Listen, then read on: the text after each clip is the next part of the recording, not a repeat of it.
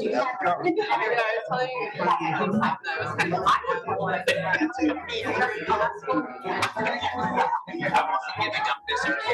I was pretty big about this. Yeah. So I left and I immediately was like, Yeah, I know. Tell me. They were delicious.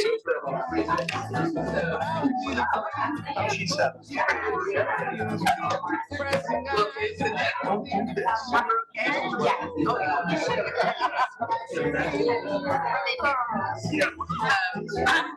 He's definitely learned how to turn to the camera as well. It's like a good skill to have. Yeah, he does a good job physically. He's pretty good at choosing it. What class? Gonna grab something to eat before we get started. Aspect of. Oh, okay. You understand. I don't want to be. Yeah, they didn't work. I have to. You said your husband is gone. Hi, thanks. He was here. Yep. He was over. Sorry. It's just an idea.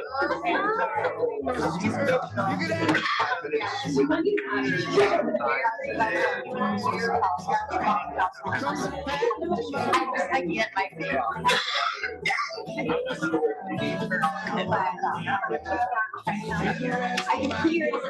favorite. I'm crazy. Get your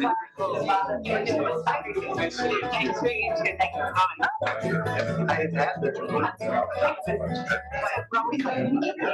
I don't want to have to get their Memories of that tour. Memorable tour, yeah. Well, if you could make it bumpy around afterwards, so no.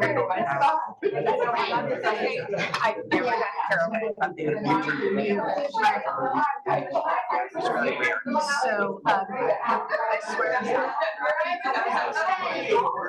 You're when I was in high school. Yeah. I was gonna say, I feel like I'm ready. Oh, wait.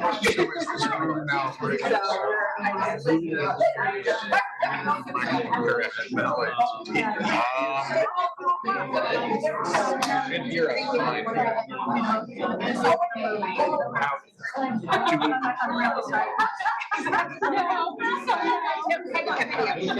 Oh my God. That was it.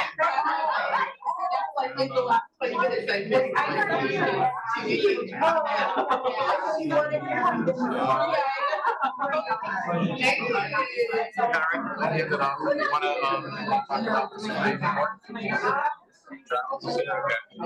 So I'll hand it off to Charles. Sure. Yep. Sorry.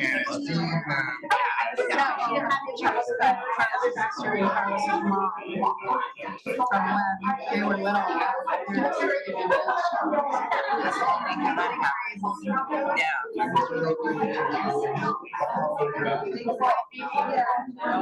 There's this one picture of Lex with her thumbs. How are you? I'm doing great. How are you doing after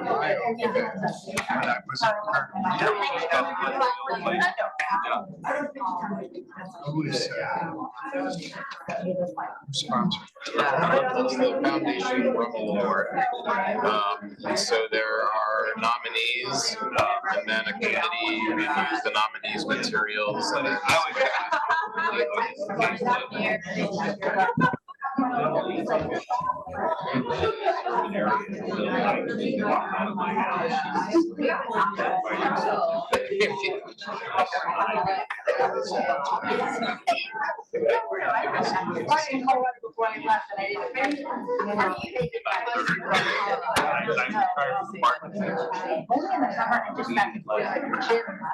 Is up there. And I just go back to work. So that's our first. He's on. So we can't see it. I think we can show you. Well, you've been on the board.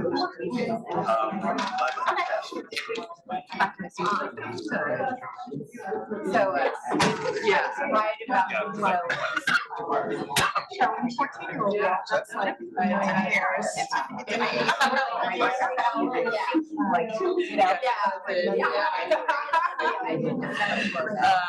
I had two cases that were gonna go. Ladies and gentlemen, if we can take our seats.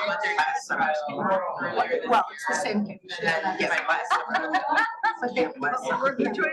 mean, Austin is very different, and I don't. So we avoided all of our trials for this year so far, but like. I actually. Yeah,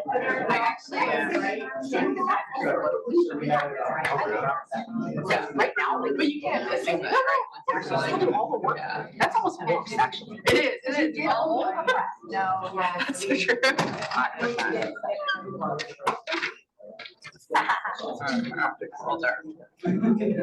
How are you?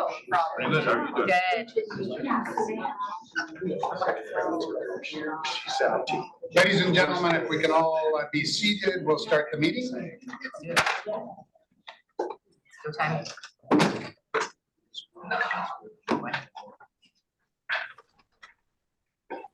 There we show all our members. We have a big screen in front of us that shows everybody. So that's nice.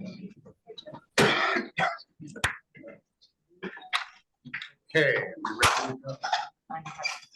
Then, ladies and gentlemen, I call this summer meeting of the UC Law Foundation to order. And welcome, everybody. The first thing on the agenda is my welcome, and the first thing I'm going to mention in my welcome is an apology for what sounds like a cold. My sinuses were draining last night, and the cold wind reception, I think, has worked its way into my chest, and now I have a sweater on. Apologize if I go into a coughing fit. I have some cough drops with me, so my apologies in advance. I want to thank the Advancement Office, which was the sponsor for last night's wonderful reception out on the patio. Thank you.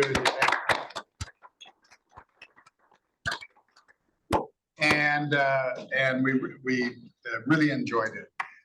The first item of business is the approval of the minutes. And so are there any additions or corrections to the minutes which you've all read thoroughly? Hearing none, I'll entertain a motion to approve the minutes from the last meeting. It's been moved. Second. And seconded. All those in favor say aye. Aye. Then the minutes are approved. The next section is called the President's Report, and Brianna is on the Zoom, so she has some slides that she'll share if the sharing mechanism works. Brianna, are you there? Aha, very good.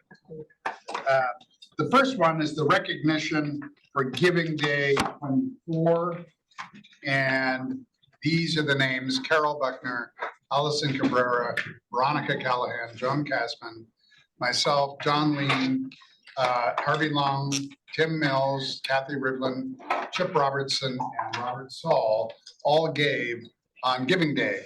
Giving Day is one of those things where you don't have to think about giving your full mandatory annual gift, but a gift of some sort, unless you're terribly generous and you want to give a larger gift of some sort.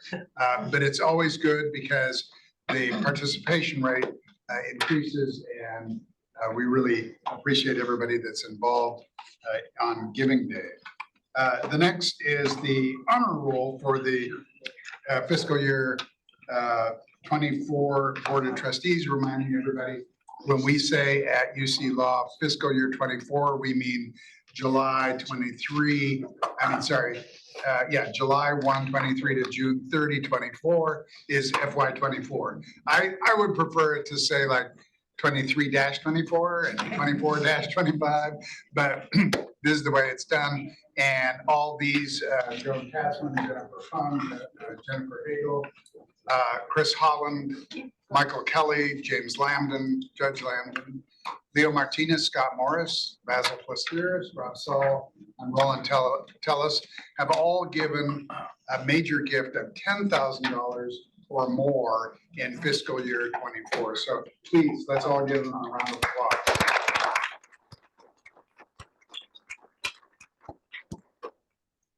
And then the next slide is the member roll-offs. We owe a great deal of thanks to all of these trustees: Carol Buckner, Danelle Dixon-Fair, George Hetherington, Brian Johnson, Judge Lambden, Rich Nichols, Elise Rubenfeld, and Judy Villard. Judy is going to go into non-voting. George is too. And George Hetherington is also going into non-voting.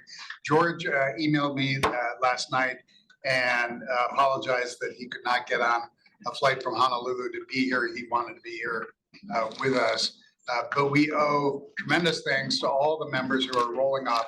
Each one of them has been sent a beautiful crystal.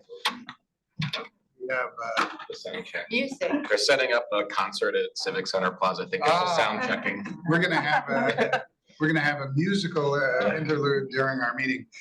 Each one of these members rolling off has been sent a beautiful crystal decanter with UC Law written on it and the UC Law logo etched into the glass. So it's a beautiful decanter. So please give a round of applause to all of our member roll-offs.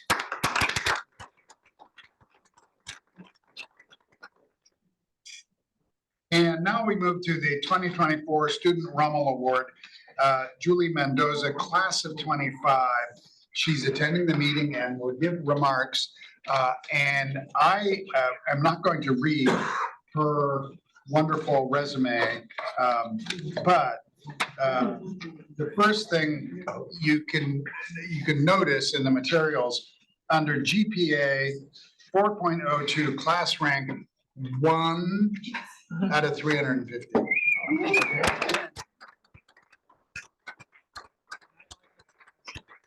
Julie Mendoza, to introduce herself, give her a little bit of your background and what your goals are, what you think of UC Law. Yes, Julie, come on. Up here. Oh.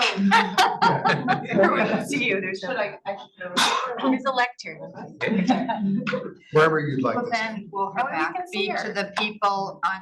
They will her won't be able to back see be- her. Oh. That's okay. So, I'm sorry. or should I go back? Okay. Well, good morning, everyone. We have in my hand right here. My name is Julie Mendoza. It's really wonderful to meet you all. Thank you so much for inviting me. And I just had a few brief words to share, if that's okay. So first, I want to say that I'm honored to receive the National Award. I'm incredibly grateful for this recognition, and that prior to law school, I was a teacher. And through that experience, I learned the importance of community. I learned that community is not merely exchanging different perspectives and having a shared value of the future, a shared vision of the future. It's also recognizing the potential in others, praising others for their growth, and whenever possible, providing others new opportunities and avenues in which to thrive. And prior to teaching, I attended 12 public schools throughout the Bay Area. And this was in large part because I come from a low-income single-parent household. And in that household, we never talked about college. So I actually didn't have an intention of going to college growing up. It was my teachers, counselors, friends, and their parents that invested in me and took the time to explain to me that college was valuable and an opportunity that I was worthy of pursuing. And it was true because going to community college, learning how to navigate the transfer student process and getting into a university forever changed the trajectory of my life. And so as a first generation student, as a former public school teacher, I just want to take this opportunity to implore all of us here to individually and collectively continue helping young people realize their potential, but especially those whose potential may be hidden beneath hardship. We won't take the opportunities we're given for granted, and we will serve as a ripple for hope, possibility, and change. So thank you so much. I really appreciate it.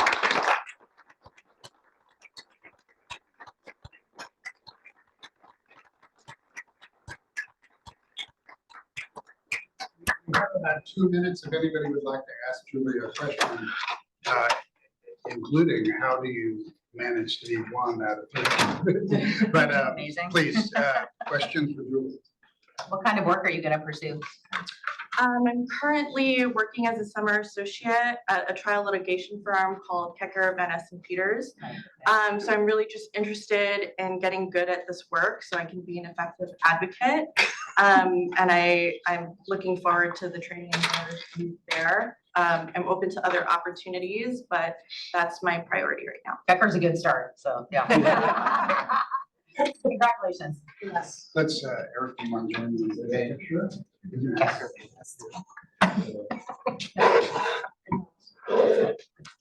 Maybe she's. That's bad light, yeah. Back later. All right. She always start there. Thank you very much. Thank you. Trying to remember if I remember anybody who was 1 in our class. Must have been one time. There was one, but. Okay, at this point on the agenda, we are privileged to have the report of the Chancellor and Dean, who, if you didn't know already, and I'll let him explain, had something done to his knee or his ankle or something like that, and he'll fill us in, and therefore he is on Zoom to address the Board of Trustees. Take it away, Dean. Thank you, Tom. It's great to see you all, and I am quite disappointed not to be able to be there with you. I did indeed, just 2 weeks ago, had full knee replacement surgery. So the board background that appears to indicate that I have I'm resting in the bed. Usually you see Leo Martinez just sort of resting in his state of repose. So I'm just playing the Leo Martinez card right now. But everything looks to be fine, but I do have to keep my knee above my heart for a little while. But I get the staples of all things out on Monday. So I have my post-op on Monday, but everything seems to be going well. For anybody who's had a knee replacement or knows people who have, it's actually the physical therapy that ends up being the most torturous down the line. So, but I do expect to be up and about by July 4th and looking forward to getting back on the golf course and seeing you all in person as well. So what I'd like to do is talk a little bit about how things are on campus. And I will begin where we sort of have to begin at the end with Eric Dumbleton. This is Eric's last official day as Chief Development Officer. Eric is a good friend, but more importantly, for this group and for the institution, he has been just a devoted leader, not only in the advancement office, but really throughout the entire campus, and really has just sort of demonstrated a level of commitment that is really unmatched on campus. He's been here for, I think now almost 9 years. I started my deanship as interim dean January 1st, 2016. So I inherited Eric. He had started just that previous September. And as he likes to tell the story, the first time we really sat down together was for coffee in New York City at the AALS meeting. And we immediately bonded over his taking summers in the Bronx and my growing up in Yonkers, just north of the Bronx. His like of the Yankees and my dislike of the Yankees. My liking the Rangers and his total devotion to the Capitals. But what you look at when you see the metrics, We used to average over time, and a lot of it was because we had great state funding, maybe $3 or $4 million a year. And we have consistently over the last several years averaged over 10 million, in some cases, well over $10 million a year. So he's not only doubled, he's really tripled the kind of annual giving we get. And I'll just say that, all that is very important, but just you all know him as well as I do, that he's just has great character, great personality, and I really wish him the best as he goes forward in his career. In terms of the campus, we're looking forward to welcoming the class of 2027. All indications are we're still in the admissions process, but we have a very strong class. We're at the second deposit stage. Their qualifications and backgrounds are totally consistent. Actually, the GPA is up a little bit this year. And I think it'll continue our tradition of attracting a diverse and talented pool of students. We'll have an entering class of around 390 this fall. Mention, and I'm happy to answer questions, in a tumultuous year on many university campuses, we had a relatively quiet experience on our campus. But that's not to say that our students didn't feel strongly and had fairly vehement conversations about events around the nation and in the world. But I think our students, as future professionals in the legal profession, really demonstrated terrific maturity and understanding that part of being a lawyer and part of being a counselor at law is understanding different points of view and listening and hearing. So I think that a lot of credit goes to our students, but I also just want to have a shout out to our staff. In particular, the Dean of Students, Tiffany Gabrielson, Dean Morris Ratner, and then all the professionals in our Student Services office. Also, the part of the academic village is having as many partnerships and collaborations as we can possibly create. And really, it is that interdisciplinary perspective that we're trying to develop and explore as part of the academic village.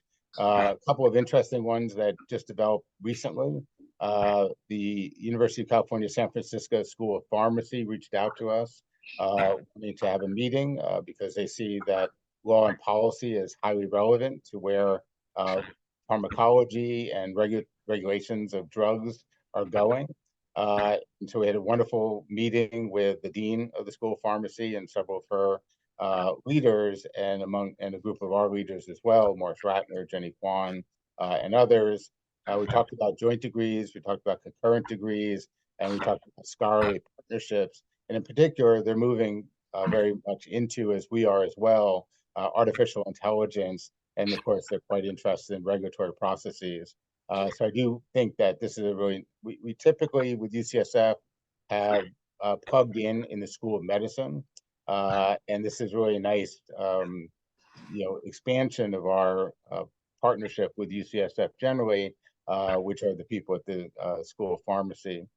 We also have been in touch with the Department of Political Science a lot more this past semester. The University of California, San Diego's Political Science Department is very strong, and they're interested in creating pipelines from UCSD to UC Law San Francisco. So we're going to continue to explore that, and there may be opportunities for our faculty to teach or visit at UCSD, and also for some of their faculty and others to come up and really create some really interesting collaborations. On campus, of course, there's so much going on that would take a whole lot more than 15 minutes to cover. But we have, of course, our clinics are very strong and continue to do their great work. We have centers plenty. And what I'm most proud about with the centers is their diverse coverage, from the Indigenous Law Center to the Center for Racial and Economic Justice to the Tax Law Center, the Business Law Center. It's really, I think, emblematic of what we are as a major law school. We cater to every area of law. and we cater to every area of whether it's political perspectives, intellectual perspectives, or otherwise. So when students ask me, why come to UC Law San Francisco, it's not only the environment of having the California Supreme Court half a block to our west, or the Ninth Circuit a couple of blocks to our south, but it's really what we have on campus as a large law school, almost 1,200 students, that we can offer such a broad panoply of opportunities. So it's both the geographic area, but also the size of the law school that provides those kinds of opportunities. I'd be remiss in not mentioning the realities of Sacramento. Many of you know that reality, and David Seward and I have been up there several times. And David, of course, is very much a magician in Sacramento. But Sacramento faces somewhere between, and I don't know exactly why it's such a wide range, between around a $30 billion and a $70 billion deficit. So naturally, that's going to affect their support of public entities, including UC Law San Francisco. We expect to be treated pretty decently this year, with the expectation that that will not continue next year. And we're working with Sacramento and working with our own budget to make sure that we square the money coming in and the money going out. But we are naturally impacted by what's happening in tax receipts up in the wonderful city of Sacramento. In terms of the physical campus, and again, David Seward's there, he can provide some more detail, but 333 is doing fantastic, and you're obviously there and can enjoy everything about it. The 200 building is doing extremely well, all the renovations we did there. We're doing a space audit. One of the realities, again, this is something that you know really well, is that post-pandemic, not everybody wants to return full-time in person. And we really need to evaluate our space, and that includes across the board, from staff, faculty, student space, and so forth, because we just want to make sure that we're utilizing space in the most efficient and most effective ways possible. And 200 will be a big consideration. 198 McAllister is just an absolutely gorgeous building. We are now getting licenses and students coming in. Of course, UCSF is dedicated to filling 1/3 of the units. Also, what opened up there, and if you haven't had a chance to go over to the lobby, this Bro Cafe is open in the lobby, and that been absolutely fantastic espresso drinks. My favorite, of course, is the double latte. But I do recommend it. But 198 is doing extremely well. And then 100 McAllister is undergoing phase 1 of its renovation. And that will be continuing over these next couple of years. And then finally, from my report, and I was reminded this morning by David Seward, and I know Tom Gede is on this as well as Leo Martinez, as we search for Eric's replacement, and I understand that Eric is going to be hard to replace, but hopefully not impossible to replace. We are now accepting applications. We've gotten some actually very excellent candidates. So we'll be pursuing that in the initial reviews, but then we'll bring in the foundation board and ask some of you to participate in some of the meet and greet and get to know some of the candidates, and then give us feedback on their candidacy. So with that, I will end my report, and I'm more than happy to answer any questions that you have or talk about any of the issues that I discussed. Questions for the dean? I have a question about, Dean Bateman, when you're talking about the transition or post-pandemic, I wondered if that applies to students or just faculty and staff in terms of in-person, and then also whether the classes that are offered at UC Law, all of them are offered with the option of having students either be remote as opposed to in person. So In person. yeah, it's a great question. The space study is really about office space.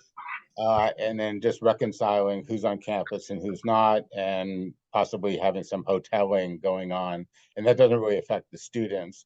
On the student side, we are primarily an in-residence program. So the vast majority of classes are in person, and there is no hybrid opportunity.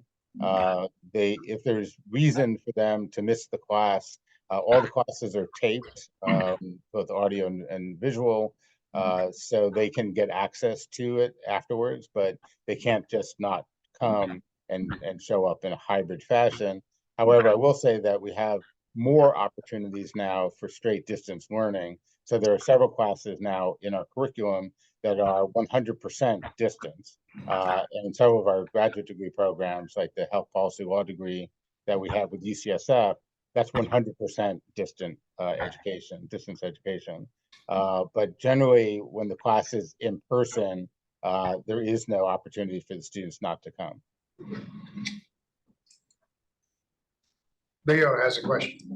Yes, if you would like to save a few bucks, I just got a brand new pair of needle nose pliers, and I'd be happy to remove tables. I'll keep that in mind, Leah. Thank you for the offer. You have a friend. I don't know. Sounds kind of sketchy. Other questions Kind for the of chancellor? sketchy. I have another one, but I wondered about the interest with UC San Diego Political Science Department. It would appear, would seem that some of the UC campuses in Northern California would be interested in that kind of arrangement. I just was curious as to how UC San Diego happened to have an interest in us. So it's a great question. We are, part of it is that they're very life science and tech oriented as a campus. So many of their students would like to be up in Northern California for opportunities or possibly to go to law school. And so they view us as the University of California in San Francisco. And so it's just a great opportunity. I'll give you a little bit of background. This is probably where it began. Back probably in the around 2010, 2011, there was a discussion about whether Cal Western, which is in San Diego, might merge with UCSD. And I was then the director of the UCSF, now UC Law San Francisco Consortium. And they called me, actually, as a chemistry professor from UCSD, who called me and asked my opinion of whether UCSD should pursue a merger with Cal Western. And my opinion was that Cal Western was not in the same league as UCSD, but that there might be opportunities for UCSD to follow the Princeton model or the Dartmouth model of being a great university without a law school, but a very strong law and policy institute. And that were something that they were interested in as a standalone law school, that might be something that we could work with them on. And that's actually a conversation that we've been continuing to have over the years. And now the dean, it's a conversation that's gotten a little bit more serious over time, but yet it's not yet, quite fully baked. So we're not talking about it more specifically than that. But I think what they see in us is we don't have an undergraduate campus and they don't have a law school. But when you look at Stanford, you look at Berkeley, they have both the law school and the undergraduate campus, as well as the medical school at Stanford. And so if you're going to create a partnership at Berkeley, you're not going to create it with UCSD. If you're going to create a partnership at Stanford, you're not going to create it with UCSD because you have your own partnerships with your own undergraduate populations. And so one of the great things about being a standalone law school is our ability to be quite nimble in how we work with other institutions. And that really is kind of how we've done it with UCSF. And so UCSD can see the opportunity for their undergraduates to have a great chance to come to Northern California at a school that doesn't otherwise have undergraduates, but could cater to and create a pipeline to those undergraduates. Great. And David, if I may ask one of my own, As we reach out to potential donors and cultivate donors, how do we address the sort of nonsense of the volatility of the U.S. News and World Report? Do we downplay it, or do we say that it's nonsense, or do we have to take it seriously? Well, it's complete nonsense. And, it's hard to know how to liken it to something, but, back in the day, somebody suggested, and I won't name names, that maybe if you had COVID, if you drank bleach, it could actually be very good for you. And they say, well, that's not scientifically supported in any way. But, maybe you should just drink a little less bleach because it couldn't hurt you. Of course, it could hurt you. So to even look at U.S. News as meaning anything is outrageous, because anybody who thinks that it has any value is empirically not paying attention to their methodology. So we have an entire page. If you look at our webpage, our communications page has an entire page dedicated to why it is such junk and it should be completely ignored. We this year got hurt more, partly because of the name confusion, and so the brand, we're working very hard on getting the name out. But the reality is when you have such a great name like UC Hastings, with the reputation that we've had over 140 plus years, that it's hard to get people to change their understanding of who we are if you're at the University of Cincinnati, the University of Richmond, because they're not paying attention to what's happening day to day in the faraway land of San Francisco. And so even today, we talk about Twitter, or we talk about X and say formerly Twitter, and we talk about Facebook, but it's actually Meta, formerly Facebook. And so we really are working on people understanding that it's UC Law San Francisco, formerly UC Hastings. And in time, I think that brand confusion will lessen.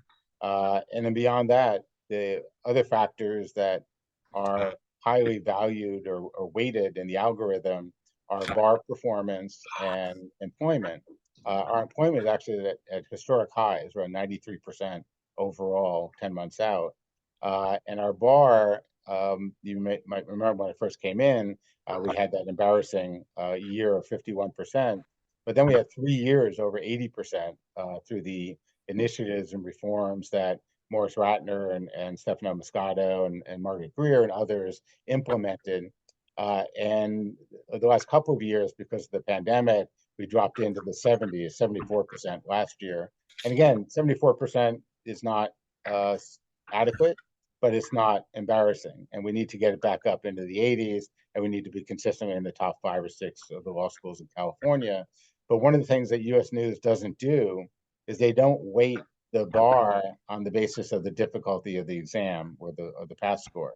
So actually, if you look at Irvine and Davis, they too are hurt by the California bar. So if most of your students are taking one of the hardest bars, and you're going to compare them to schools in Pennsylvania or Arizona where 90% plus pass the bar, there's a built-in problem there. And they also don't weight it for the entering metrics. So schools like Stanford, Yale, Harvard bring in students. Well, why do you go to Yale, Harvard, or Stanford? Not because you're going to be a better lawyer than somebody who goes to UC Law or UC Davis or UC Irvine. It's that you're a better test taker, bottom line. You have a higher LSATs. And so if you're a better test taker, you're going to be better taking the bar. And so the things that we care about, like educational effectiveness, scholarly achievement, none of those things are measured in U.S. News. So it would be hard to find a metric that is more junk science than U.S. News. And I think that's beginning to be understood in the general public, but I think it just takes some time for that to really resonate and get traction. Thank you very much. Other questions for the Chancellor and Dean? If not, thank you very much, and we wish you a speedy recovery. Thank And you, Tom. have Appreciate much fun when Leo brings the needle nose pliers. it. All right. Well, just make sure you bring some gin as well. Okay, we are going to move to the next item on our agenda, which is the report from UClass. And I think Millie Wong is on our Zoom. Millie, are you there? Hi. Hi, good morning, everyone. I'm the student body president for UC Law Association, UC Law Associated Students for the coming year. It's an honor and privilege to be here before you all today. I'm actually wasn't sure that I needed to prepare a report for you all, so I sincerely apologize, but I have some remarks I prepared for the Board of Directors meeting yesterday. And so I'll introduce a little bit of that for you. So as a first generation lawyer and queer daughter of immigrant entrepreneurs, it's a privilege for this. Thank you for this opportunity to be able to introduce myself and my board to you all today and to represent the UC Law student body. So a little bit about my background. I've been involved with UClass since my first year, in addition to UC Law Journal and other student organizations. So with my 3L year coming up, I'll now have been in student government for 3 years on campus. Prior to law school, I worked in commercial real estate in Los Angeles and impact litigation communications in DC. For undergrad, I went to NYU Shanghai, which is New York University's Shanghai campus in China, for 3 out of 4 years. And for the 1 year that I wasn't in China, I spent a semester in Berlin, and I spent a semester in DC, where I interned for UC Law alumna and then Senator Kamala Harris. So I bring a curiosity in my role to learn how our school works, to meet with campus leadership and to meet with you all, and to use this knowledge to better support students, student initiatives, and this community. I wrote on my election candidate statement something kind of cheesy, is that when it gets hard to come to class or come to campus, or I'm dreading an exam or studying for finals, this law school community and my campus involvements are what motivate me every day. So my overarching goal as president this year is to maximize communication and involvement between the student body and between law school administrators, Foundation Board of Trustees, and the Board of Directors. This involves, or some of the goals that this manifests in are ensuring student involvement in campus departments and campus decisions, reviewing internally the UC Law Associated Students funding of student organizations, and related to that is potentially proposing a student activity fee increase to keep up with the rate of inflation and with potential future budget constraints, state budget constraints.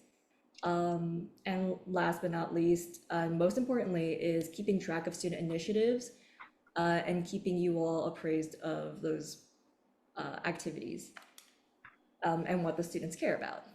And so very briefly, I'll introduce a little bit of the members of the executive board for the upcoming year and a little bit about what each of their goals are. So for internal vice president is Michaela Garib, who is also a rising 3L, and her goal is to increase collaboration within student orgs and to build unity among student groups to make our campus community stronger as a whole. Our external vice president, re-elected, is Valeria Vera, who I hope you've all met last year, and if not, hopefully more so in this coming year, because her goal is to increase the amount of 6-at-6 networking events that we have for the upcoming academic year. And hopefully she's able to continue this momentum and schedule out kind of more frequent, more regular activities for students to be able to attend. And of course, her pet project of the professional closet, which is to collect gently used clothes from alumni and just legal professionals to be able to provide to students who are unable to afford it or unable to just grab something before they need to head into an interview or appear in court. We have our Director of Community Affairs, Lajanae Shelton, who hopes to continue the great work of community events, but even more so to launch and plan community events that don't necessarily revolve around alcohol. So some of our most popular events is Sharks on the Quad, which is our version of Beer on the Beach. But we also want to recognize to have more events that focus on student wellness and community building, where students don't just pick up a beer and a pizza and kind of walk out of the quad. We have our Director of Communications, Nora Reed, who her goal will be to simplify and improve SharkNet, which is our internal communications platform, and hopefully doing so with administrators on campus and discussing more student feedback into what we need when we're trying to access resources internally. We have our UClass secretary, Adrian Yagri, who is also a rising 3L, and his goal this year will be to clarify internal UClass procedures, as well as to look at how we can reallocate the wellness fee. Wellness fee is within the student activity fee on our tuition, and looking into how we are able to use that to bolster and really expand UClass's flexibility to be able to allocate, to have a slightly bigger budget and allocate more money to student organizations. And finally, last but not least, but most importantly, perhaps, is our treasurer, Zoe Papadopoulos. And together with her, we're tackling the UClass budget and how the UClass budget hasn't really grown in the past 5 years, where student organization costs have, and student organization numbers and activities have been together to increase the transparency around funding student organizations, as well as reviewing, again, our funding procedures and seeing how what we can change internally, but what we also may need to request from administrators and perhaps even from the board of directors, and to kind of work on being able to provide more funding and resources to the student organizations on campus. So, that was a lot of information, but all in all, I'm very excited to be here. I'm very excited to meet you all and to, be present, be a student resource as well to you alumni, and to continue communicating and working together for the year ahead. So thank you. Thank you very much.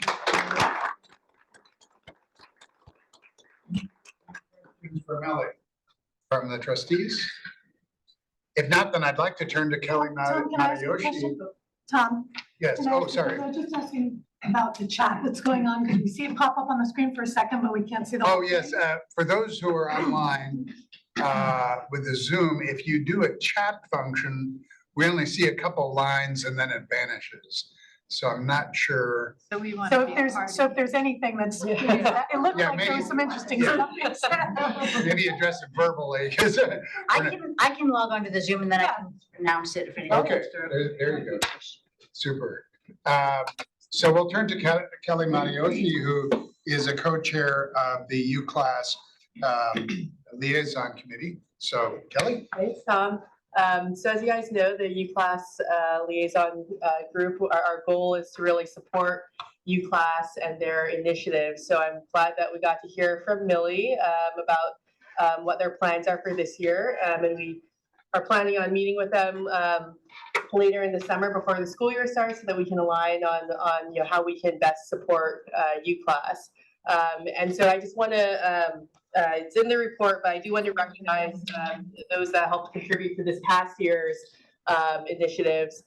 So first we did have a dinner with the UClass leadership last month and invited all of you guys. And it's an opportunity for us to meet in person with the UClass leadership. And so the trustees who helped to contribute and make that program possible are Judy Boyette, Elizabeth England, Tom Gede, Marilyn Klinger, John Keppel, myself, Tim Mills, Basil Pastiris, and Kathy Rivlin. And special shout out to Marilyn Klinger, Kathy, and John for also attending the event. Millie mentioned the professional closet, so that this is an opportunity for all of us to bring in all of those gently used clothes that we no longer fit because of the pandemic. So special thanks to Joan Castman, John Keppel, Basil Pastiris for contributing to that. There'll be more opportunities, as I understand, to contribute next year if you missed out this year. And then Flash and Fizzle is another program that UClass put on to provide professional headshots for students. And Rob Saul was very generous in donating money to make that possible as well. So just want to thank all of you guys for your contributions this past year, and looking forward to helping UClass in their future initiatives. Super. Thanks. Questions? Kelly or Millie. So as most of you know, I taught my first year here. I was very excited. Some of my students asked about, I believe Rob Saul started it in our group some years ago, whether we could support students who are in need while they study for the bar. I would love to see that formalized so that we know how and to whom to give. I thought there was a program to help students with lunch. I think it's just lunch. We have a bar prep fund, Yeah. and students can apply to receive financial support through that fund. Yeah. So we can, We've been doing a spring, kind of an early spring bar prep support fund Right. appeal for the past several years. so we can designate the bar prep support fund. Yeah, That's right. How did the students learn about it? I think the academic dean's office promotes it with Right. our 3Ls. None of my students knew about it. If they have I any didn't. questions, we can just bounce them to Morris Ratner. I've done that with a couple students, and Morris Ratner is able to get them connected. Great. And it So, all- also add, Oh, Millie? thank you. I can also add that that's very valuable feedback. That's part of what UClass can and should be doing, is bridging the communication gap between our students and really important information coming out of campus departments, and especially the academic department and bar support team. So that's really great to know, and we'll try and do more work collaborating with the departments to get that information out. Thank you. We do have donors who have established, hint, hint, wink, wink, named funds that are designated and restricted to bar prep support. So Manny Alvarez and Erica Pham established a bar prep support fund specifically to support bar prep support for LEOP alums. And Elizabeth McGriff oversees that process, an awarding process. But for those of you who are interested in that type of support, that's an option as well. Super. Okay, any questions on the UClass? If not, thank you very much for your work, Millie, and thank you, Kelly, and Tim Mills for all. Next, we're going to move to the advancement report and have Eric Dumbledon give an overview of where we're at. But before we do that, and again, pardon my nose and throat condition here. Last night, we gave a little bit of a tribute at the happy hour to Eric Dumbledon. And at the risk of repeating myself on a bunch of that, I'm going to repeat myself on a bunch of that. Let me just say that in, I call it the dark years before Eric got here, we had some wonderful people working on advancement and development, but it was sporadic and it was ad hoc, and we'd have a strong leader and then a weak leader and then no leader at all, and trying to get it put together in any way was difficult. Eric coming on board as the Chief Development Officer transformed not only the number of contributions that have come into UC Law, but transformed the advancement office and the Development Office due to his leadership, so that the staff knew who to talk to. The staff knew what their assignments were. He regularized and normalized the operations of the Development Office in such a way that it has brought great success to the fundraising operation at UC Law. It also is an incredibly important contribution to this foundation. And Eric has ensured that the foundation has a backbone, a foundation for the foundation to work from, so that he has organized the staff to support us. He's been loyal to us and our efforts to raise funds for the college. And without that, we simply wouldn't be where we are today, period. It's due to his leadership, his guidance, his support, and his loyalty to us that we've succeeded at all. So I'd like to make a presentation here of a special gift to Eric. I think this is also one of these decanters that you can pour your Supreme Court into the decanter. And if all of you would please join me in thanking.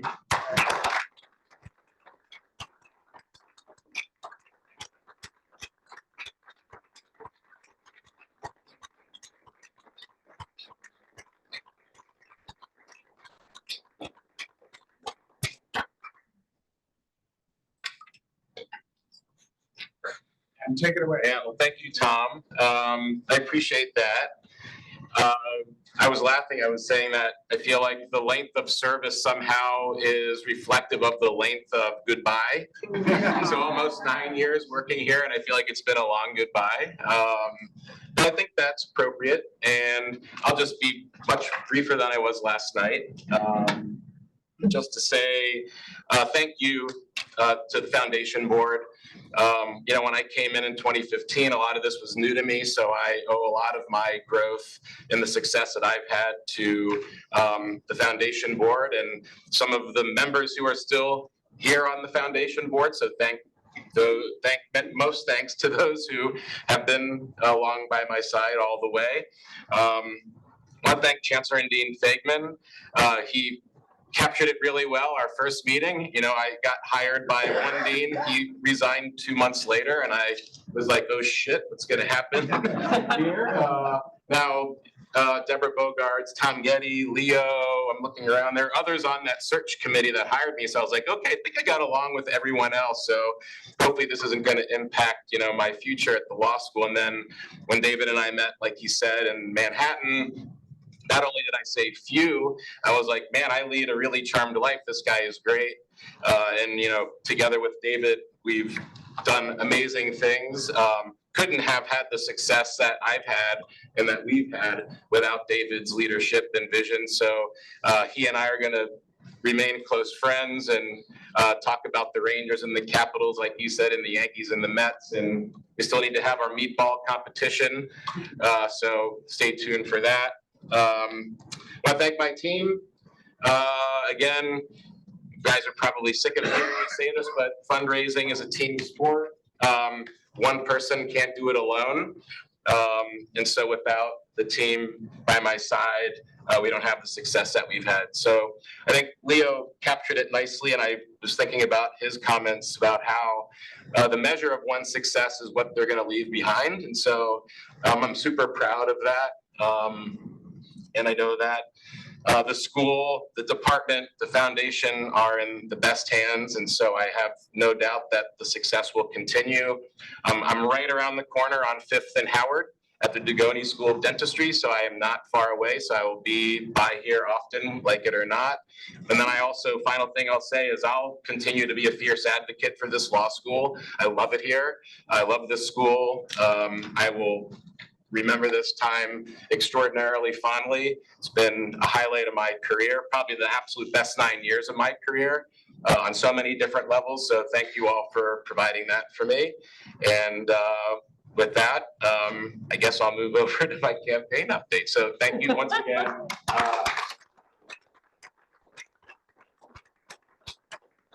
right, share my screen.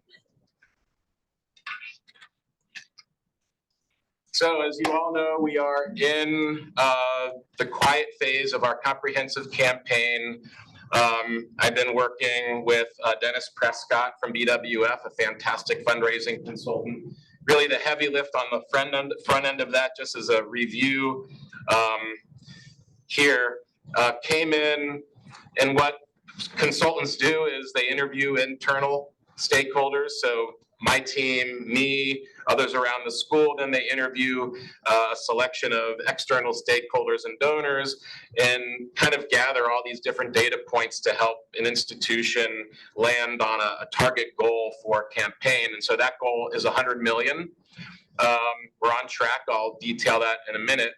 We're going to be donor centric as always, but in cases where donors are going to take direction from us, we really want to build our school's endowment so that we can start to look a little bit more like the top public law schools and their endowments. And then again, we're in the quiet phase of the campaign that began coming up on 3 years ago. Through May 30th, we've raised a little over half of that goal, 50.6 million.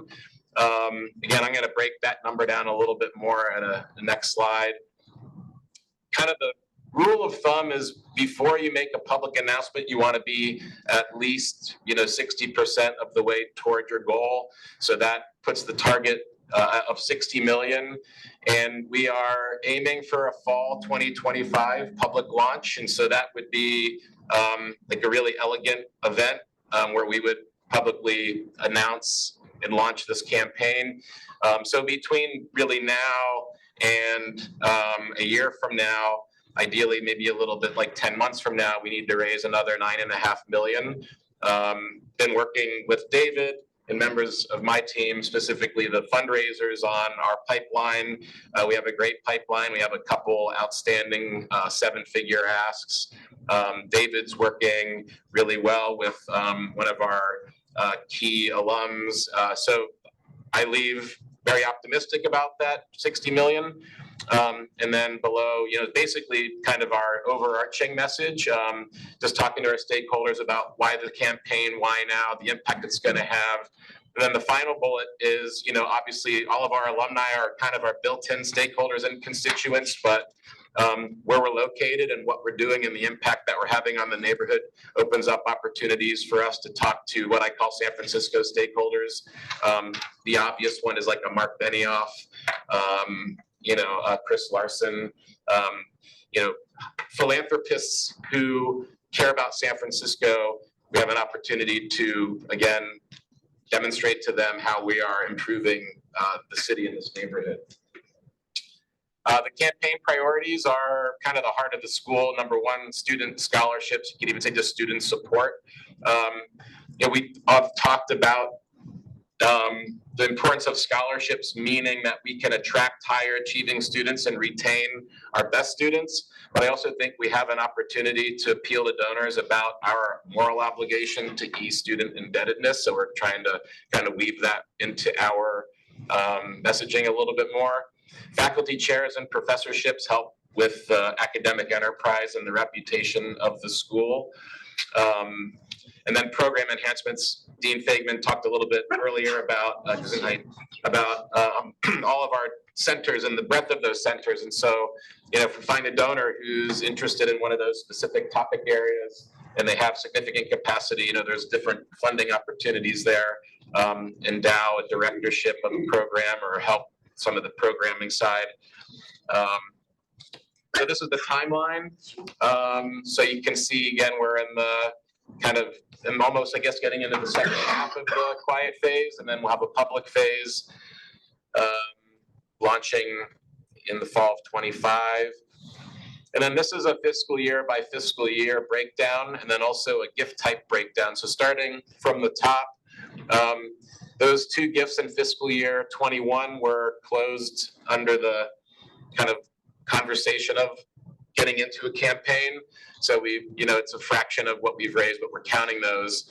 And then we got fiscal year 22, 23, and then 24. Again, those are all quiet phase efforts. And it's not secret, but quiet, meaning that we're not sending out, materials. We haven't had a big event announcing the campaign yet. So the current gifts are gifts that have come in either cash or pledged. And then planned gifts are documented estate gifts. So Tracy Whitlock has done an amazing job, as we talked about last night, with our planned giving program. Tracy.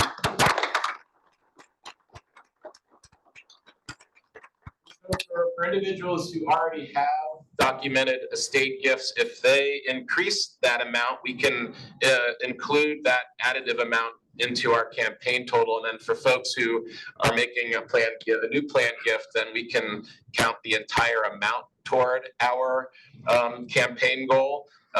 It's industry standard. So you can see the 50.6 million. And then the percentage below is what percentage of the total raise is represented in current gifts versus planned gifts. It's 74-26. And again, according to to Dennis Prescott, our consultant, typically you want to be in the range of 25 to 35% for your planned gift targets. We're right in there. I think closer to 25, maybe even a little bit lower might be nice because we want the cash now. But anyway, we're in that range. So just before I pause or go to the next slide, any questions about this one? Okay. So the key observations. So, in order to get to that 100 million, we need 7- and 8-figure commitments. We do have prospects who can make 8-figure gifts. And then we need 16 of $1 million or more, 8, 5 or more. Again, these are just averages. If we got a $50 million gift, then that changes the calculus. And then again, we're at 50.6 million. And then of course, how can you all help as foundation board members? Well, these are things that you're already doing, helping us connect to potential donors, host and or attend cultivation events, and then make your own campaign commitment. I know there are several of you around the table who have already made your commitment, so I thank you for that.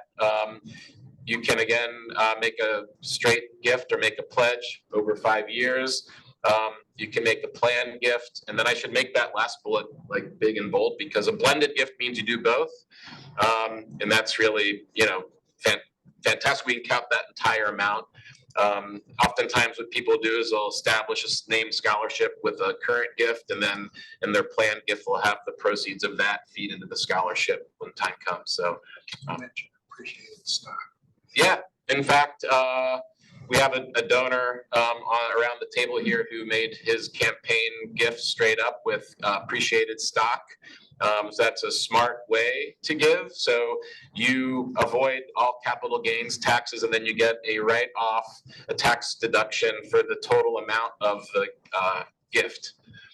So it's basically like you get a double dip on the benefit, no capital gains, and you get the write-off. So if anybody has appreciated stock sitting around, school would be gracious to receive that.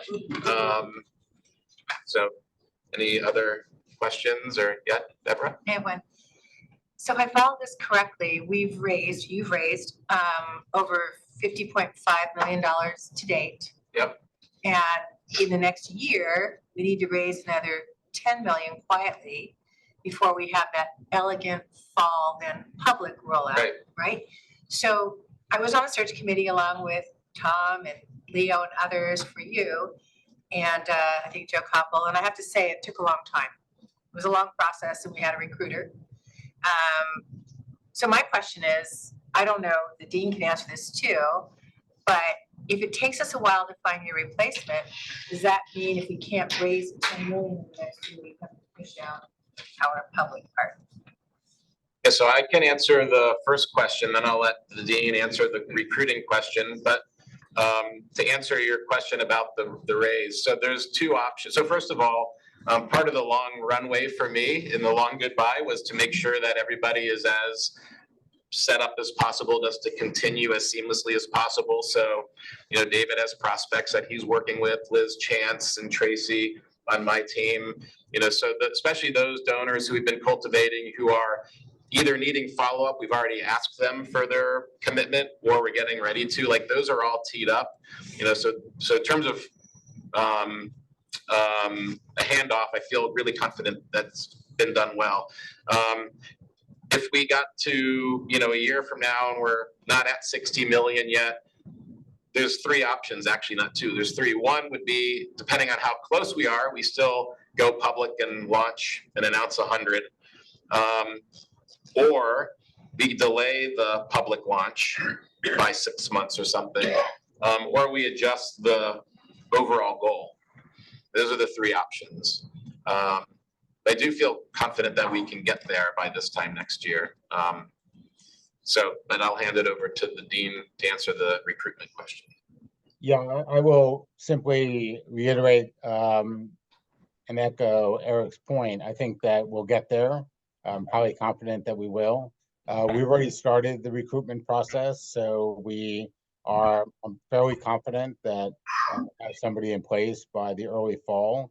And obviously the board will be involved in that process as we get through the early screening interviews, but those early screening interviews are going on right now.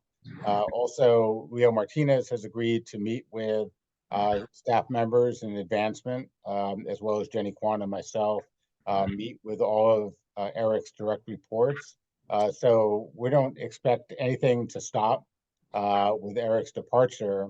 And I'll just say the staff, one of Eric's legacies is putting together a professional staff in the advancement office that in my view is second to none. They punch well above their weight. They're a relatively small group for all that they're called upon to do. But I see that group sitting in the back of the room there, and they are just spectacular. And so it's not like this train is going to come to a screeching halt. We have a fantastic,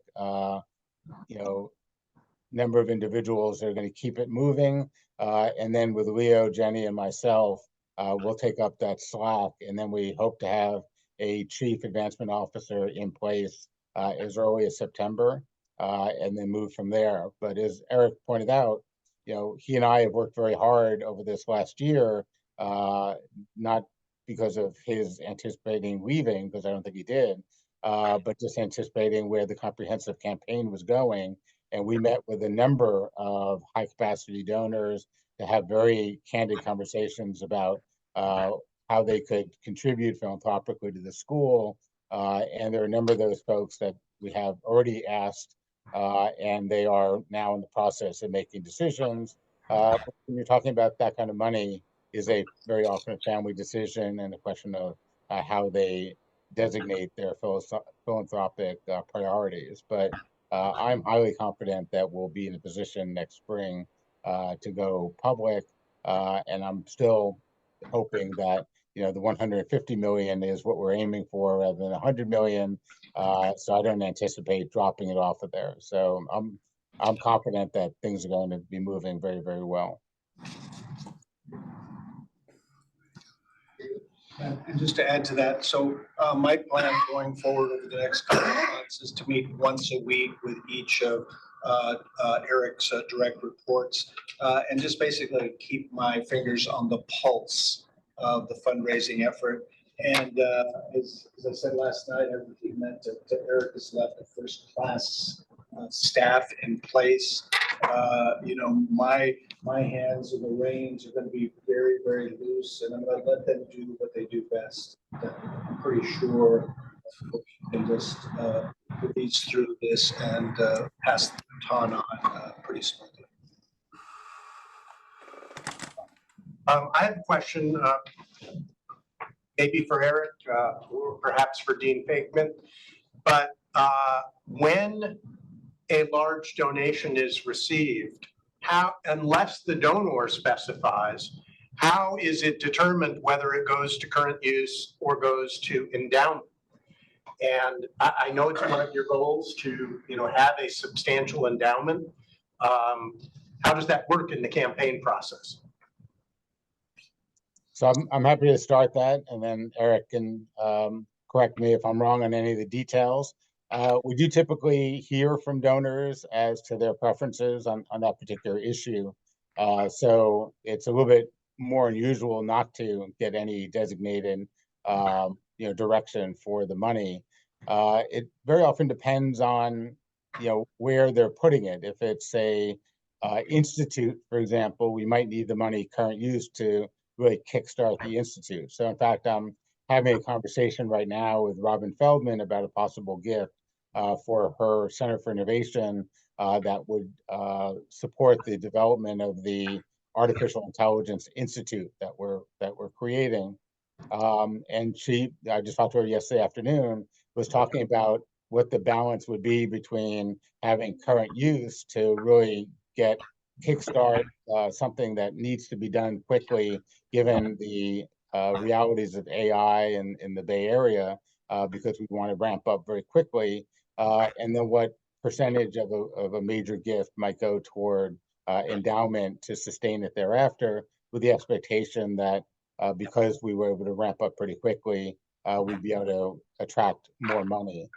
So very often it's a strategic decision. And then, the other areas that I spend a good deal of my dean's priority money on are, again, having the latitude to, put out fires as the fires develop. So, our top students that get merit scholarships and what we call retention scholarships, because, the reality is a lot of schools like Berkeley and UCLA try to poach our best students.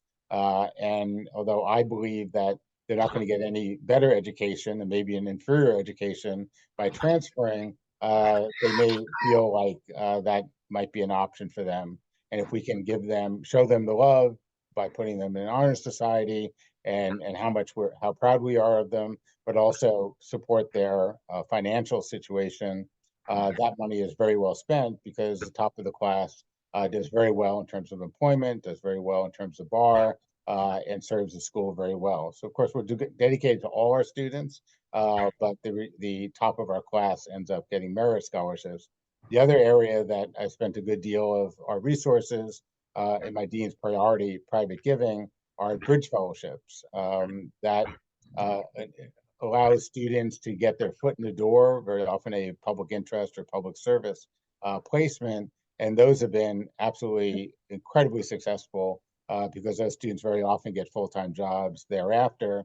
And then this year we spent a couple $100,000 on summer public interest grants. So 1L students in their first summer will work in public interest and public service, and they get a $5,000 living stipend for the summer, and that's all paid for. It used to be HPILF, the Hastings Public Interest Law Foundation. HPILF doesn't really exist anymore, so it's really coming from the Chancellor and Dean's office. And we are supporting those grants, but again, it gives students a great opportunity to work in the public interest and in public service and get the experience, but also get support for living during the summer months. So again, it would be wonderful to have an endowment that kicked off $200,000 a year for public interest grants, and I welcome anybody sitting around the table to offer that kind of an endowment. But in the short term, I want to be able to support that in this year, next year, and the year after, and that may end up being a current use gift because we don't have enough endowment to support the kind of initiatives and programs that we want to support. So my question may be the same then as Rob's, but I'm just not as smart to understand it. Are all gifts that whether current use or endowment, do they all count towards this 100 million total? Yeah, every dollar raised Every dollar counts Yep, towards yep, this, okay. right. Key point, our regular giving counts. Counts towards this, okay. We're running a little short on time, so I want to move ahead What are those? unless Eric has. But we are Can you just put it up against the wall? Yeah, thank you. gonna talk about our. John Lee, did you have a? Nope. Okay, the next point we have here is that all fundraising should not be as painful as pulling teeth or even a needle nose pliers pulling out Dean Fagman's knee surgery. It can be fun as well. So I'd like to turn it over to Charles Wolin and point out, by the way, that Charles and Meredith have helped us at the foundation while they work mostly on the Alumni Association matters, they come generously to help the foundation. And so Charles, please tell us your latest initiative. Thanks, Tom. I'm going to stand up because I'm kind of short. And I want you to see this. This right here is not an ordinary bottle of wine. This is a wine with our new little logo on it called the Supreme Cork. The Supreme Cork is our official UC Law wine collection, our wine program. It is a membership-based program. And what it does is two things. It supports students because some of the proceeds of the membership goes directly to support student scholarships. And also, all of the wines that will be featured in the UC Law SF wine collection will be by our various alumni that work at wineries that actually make the wine themselves, or general counsels at those wineries as well. So one of the things that Mary, myself, Hannah Athanasios, Hayden Reynolds do on the engagement side is to create easy ways for folks to just get involved, easy planks to get folks involved, connections, those kinds of things. And this is a very easy way to be involved. We have a 4-bottle club or a 12-bottle club, and there's 2 shipments a year. Those shipments will be in October and in April. Why be involved? Obviously, this is a really cool moment for the school. We would not be here without the support of Eric's leadership and sign off on a project like this. It's a great way to showcase the school. So for instance, you show up at a dinner party. Actually, my fellow alumni from UC Law actually was part of this wine. Or hey, I'm at my firm. Cool, I'm doing a networking event. Hey, cool, check out the 12 bottles we have. Guess what? It's from the UC Law wine collection. So those are a couple ways. Our first release is actually from the class of '96, Rachel Ehrlich and Paulina Doamaral. It is Jolene Yee, who is the general counsel of Delicato Winery. Our second release, which will be in the spring, will be by Lindsay Hoops, who you tasted her wines out here just before the last board meeting. So a good chance to support them. Don't like wine? No problem. You can do a gift membership. You can set it and forget it. You know, the holidays are coming up, so go ahead and take care of that. Again, this is something new. It's refreshing. It's light, not just the wine itself. I don't want to bore you any longer, but right now we're at 20 memberships.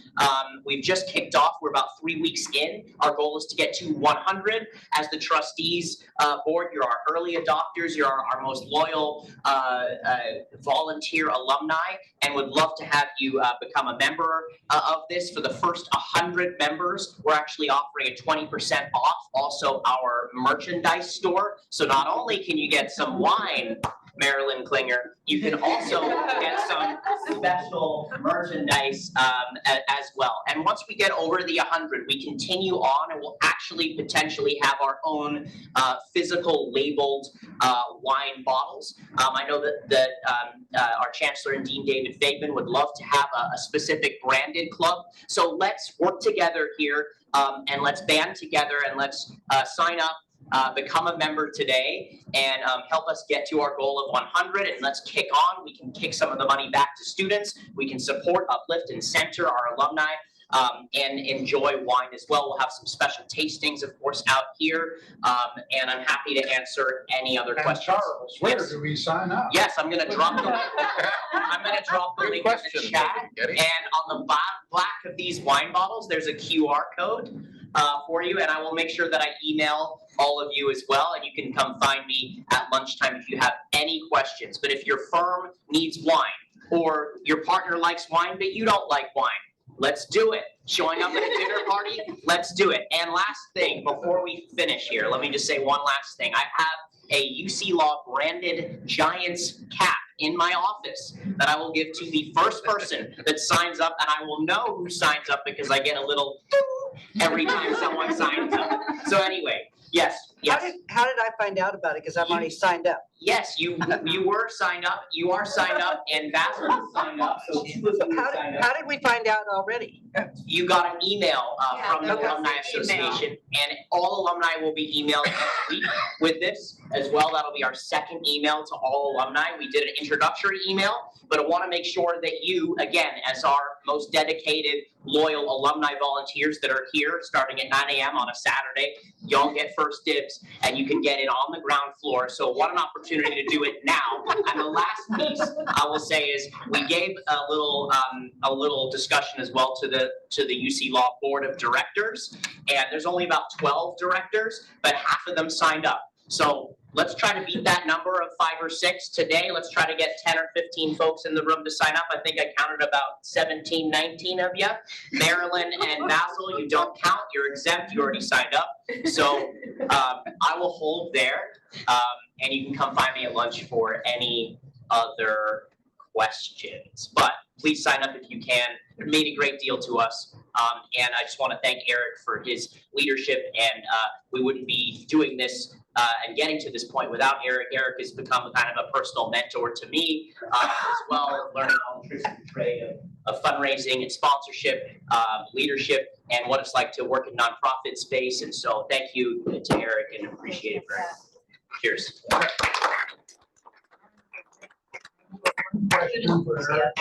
Can I just also highlight and applaud Charles and Meredith? This has been a very long time in the making. They started looking into this and developed this whole idea for this program back when it was initially going to be called Hastings Tastings. So they have been persistently pursuing this whole idea, talking to our alumni, to our winemakers, to get to this point today. So it's not something they just like came up with and is throwing out there to see what happens. I mean, it's been very thoughtfully planned and prepared. So. True story, we're actually getting ready to hit send on an email to all alumni with Hastings Tastings. Oh. And I got word that this article in the New York Times is going to be coming out about the legacy of our namesake, Serenus Hastings. So like, maybe we should pause. Because we would have sent that out, then we would have needed to rebrand and da da da da da. So anyway, that I'll never forget that moment. I mean, I remember like kind of like tiptoeing out of my office, like, guys, haven't sent that yet, have we? Anyway. Okay, thanks to Charles and to the advancement staff and Eric for the Supreme Court.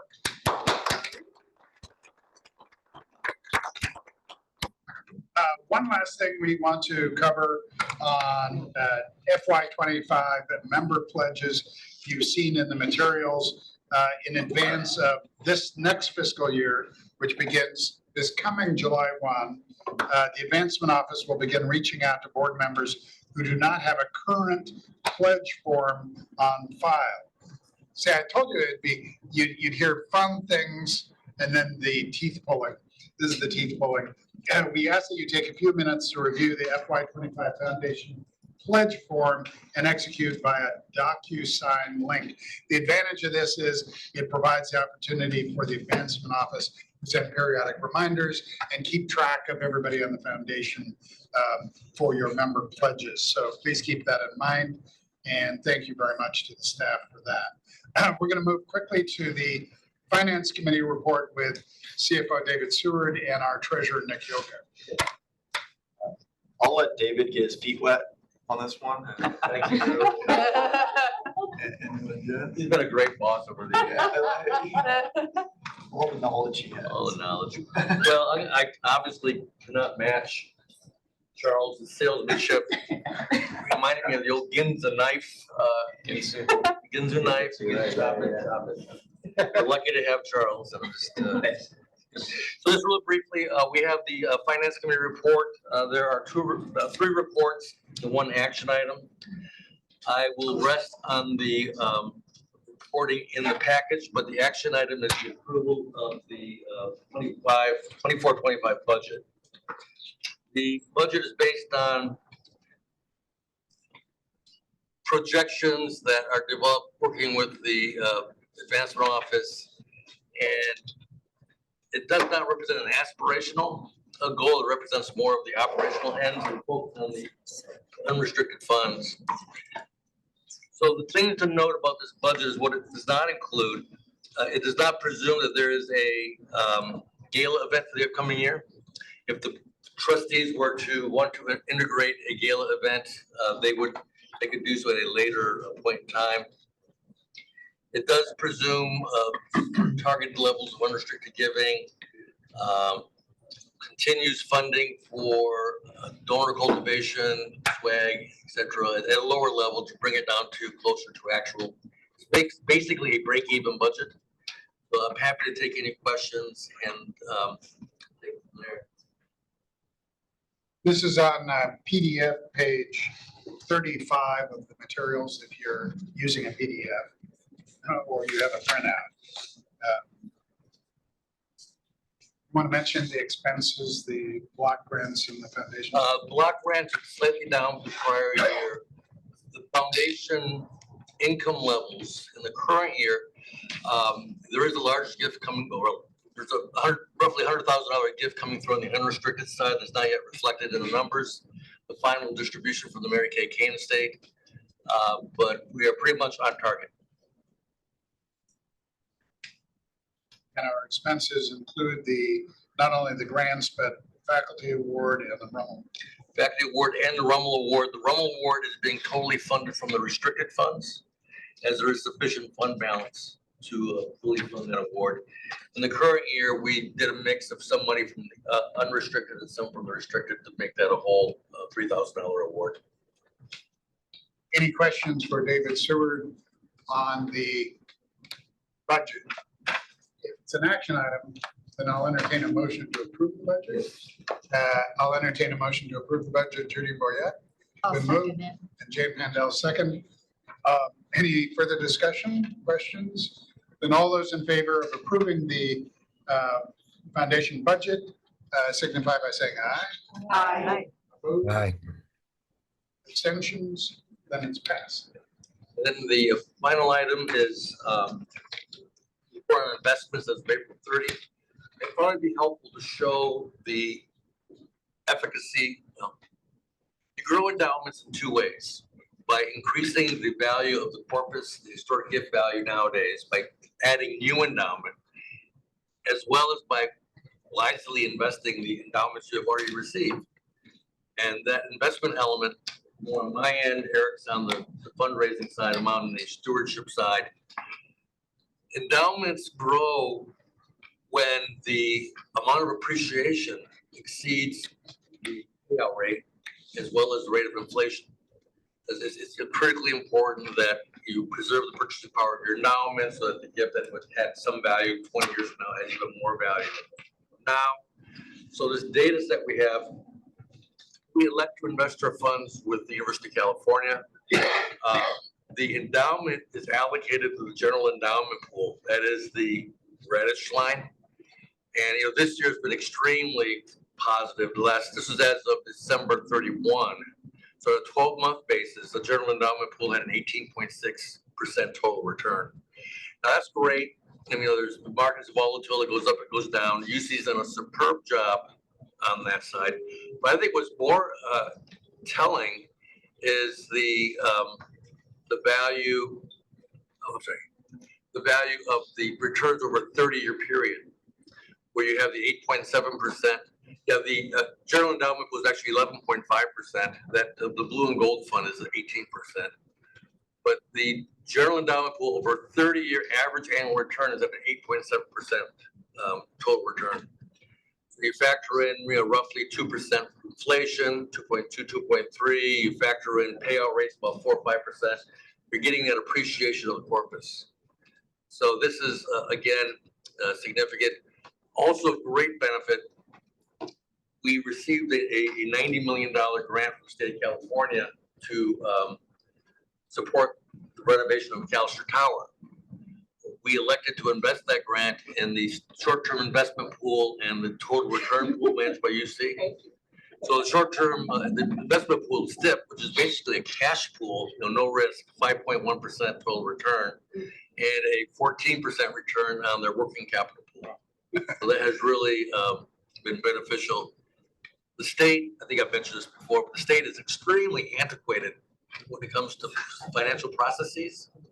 They literally mailed a check for $90 million in the US mail, not even express mail. You know, so it's just put a stamp on it. Walk around the corner to the bank, right? Well, actually, our controller did. And they don't know how long, I mean, if we want to invest it and not do the tower immediately, that's all okay? Well, we're doing the tower as quickly as we can, but we're managing the cash such that we don't have to disturb the investment position. So we're gonna have to liquidate at some point when the cash becomes problematic. But we really do aggressively manage our cash position so as to maximize the return. But did the state have expectations that the tower would start? Yes, they do. Well, we're fully contracted. The work has begun. Yeah. So we have begun work. We're going into soft demolition right now, next week. And so far, no horrific surprises on that project. Right. So that is the report. And happy to take any questions. And also for those who may not have seen any of the new 198 McAllister building, I'd be happy to provide a tour after lunch this morning for those who may not have had the opportunity to check it out yet. Highly recommend that if you haven't done a tour, go with David and see the best. Super. Okay. Any other questions for David? We're gonna interrupt telephone style with an update from Charles. Another update. Yes, sir. We're 4 signups in. Hey. Thanks to Rob, thanks to Judy, and Scott Morris coming in from Seattle. Thank you, Allison. Mine's sitting in limbo. You're sitting in limbo. Yeah. We can. It's like, must have gone to my spam or something. Okay. Well, we're happy to announce that Judy Boyette is the winner of the Giants. All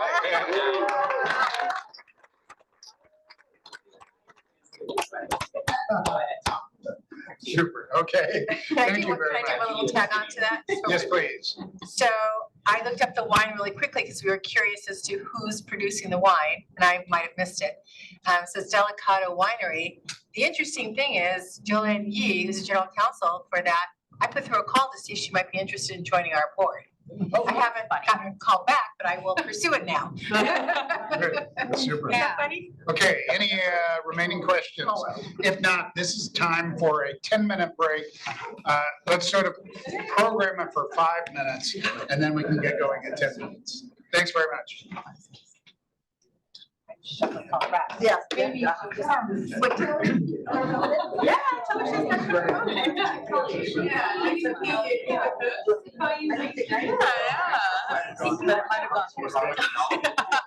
And I feel like we have one of the easier lists on the class. Well done. Congratulations. Oh, no, my pleasure. It's all a team. It's all a team. I was talking. When did this come out? We gotta get more of those. I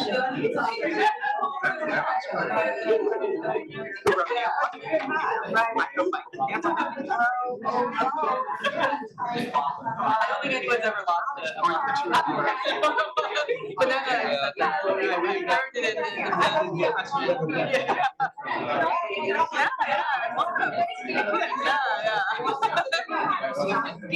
Yeah, it's always, I remember my first, it's interesting to hear all the information about the college. Yeah, exactly, yeah.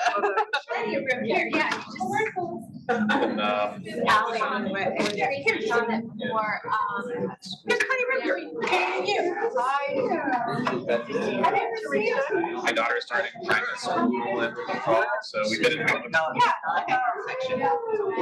Guys here. Guys here. We just all look back. Sorry, no. So going tonight. Getting a scholarship, they were really proud of her. But it's still.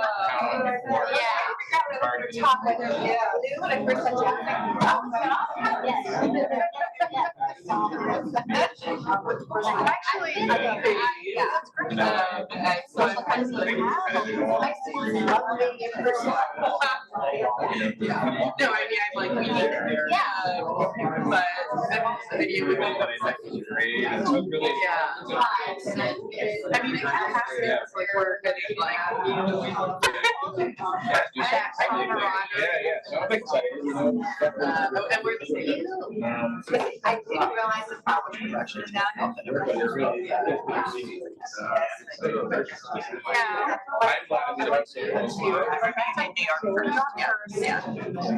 started.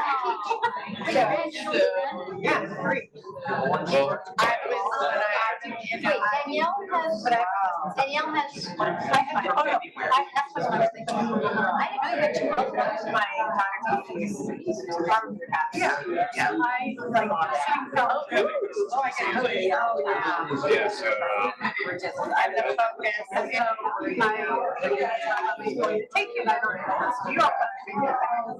So, I remember I went to the California bar. We could do, I thought you meant like drive. No, I thought you like some big gift that like, yeah, we need a car to like take home. No. Oh, no, oh, yeah. Oh, I would love one of those, because we actually got a ticket recently, because we don't have a front plate. And I was like, we really need to put a front plate on our. Push the one on your plate?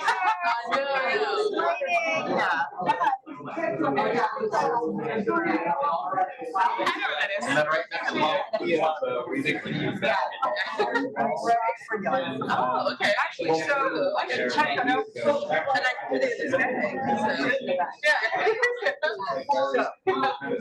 That was from the meeting last. I think I've seen that, and isn't there dental school in the building too?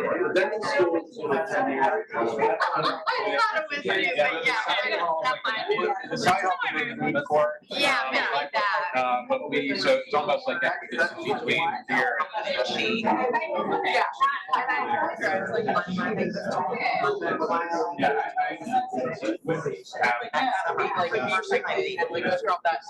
The difference between the look online, because she was so confident, she had passed, and she was way higher than I was in class and everything else. And I did a couple of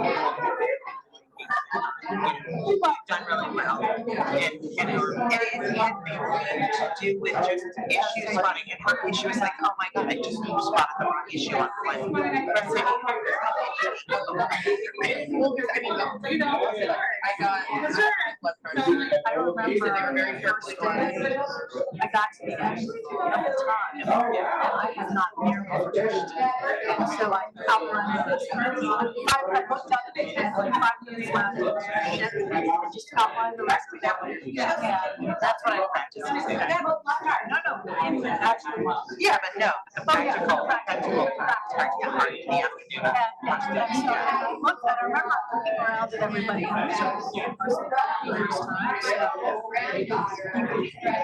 Feel this like devastation, fear, After searching and interviewing, it's like, it really was such a psychological thing. And that the next day, it was like, And it's like far from San Francisco, and they used to have it too. Yeah, they have. She's so happy to be going there, and. Well, exactly. There's, I guess, 2 other girls. My curious. So she's gonna take, and I talked to her parents, they said, no boarding school, no, they have all these criteria. They didn't restrict her on where she was enlisted. it was like, It'll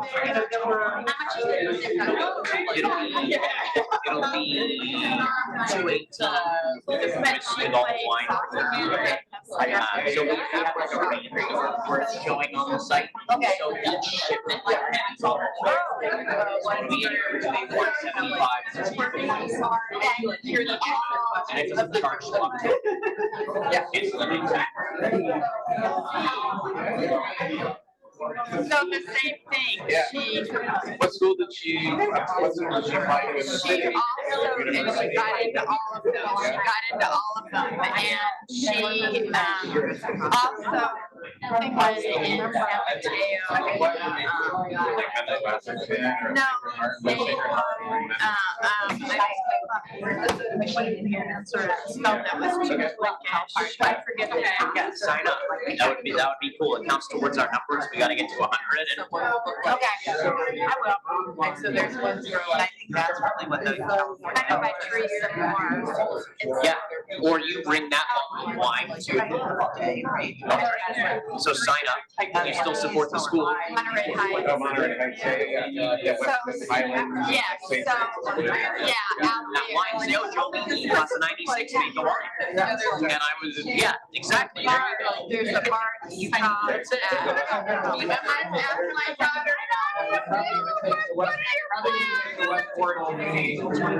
So like senior center. Yeah, yes, she's probably gonna do that, and I, and then. He probably doesn't have that much. Yeah, Rockbridge, so they have them all up there now, lining up and first one. They had, like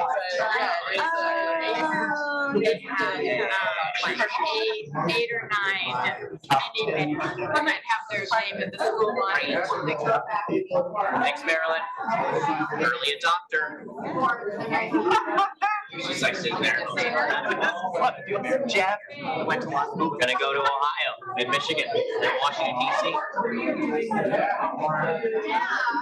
Howard.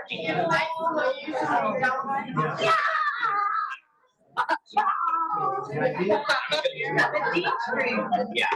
I find it so hard to, what do you put in the email that doesn't make it sound like That's Jeff uses it, like flash that tense in it. Trustees, we know we haven't met in a while. exactly. I know. Three. Yeah, three, and he's talking over and over. Wow, I'm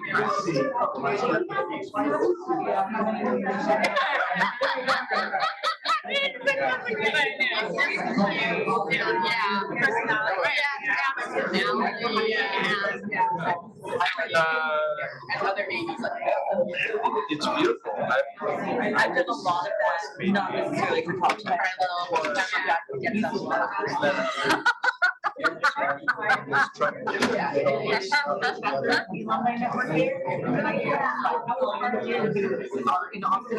You're CLA. Well, back. He's not really no. Okay, I know it's part of ranch, it's written all the different counties. It is very different. Yeah, so it's different from So if you're in a distant location, it's, you know, it's interesting to have a connection. It just gives you like, I have these communications all the time, but everybody is. You wouldn't know that if you're, yeah, Yeah, it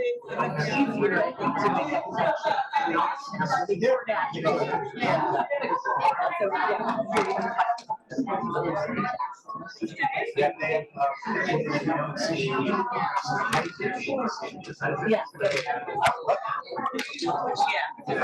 They usually have the money place. Yeah, you're right.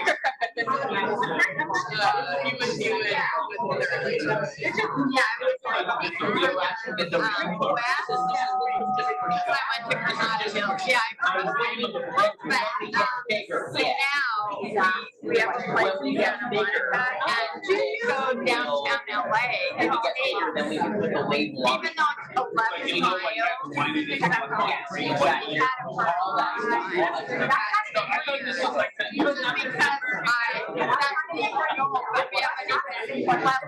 there was Thanksgiving is the That's time an of apartment I wanna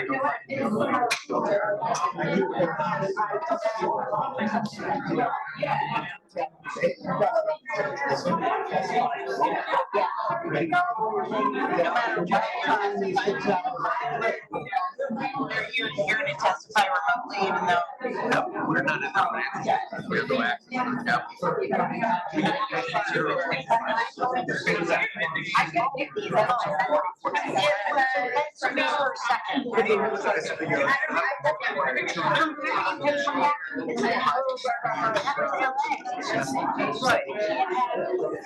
Yeah. She had a little boy. When I was there. He decided to take that.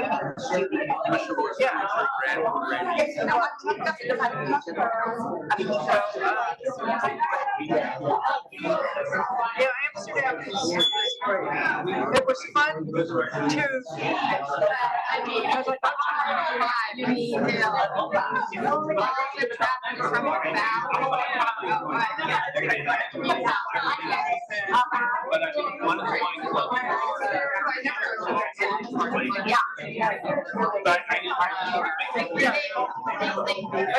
it turned out to be so much more than you think it was.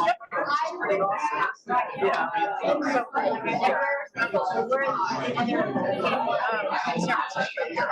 Yeah. So I was for a while, but it's 2 little months. Yeah.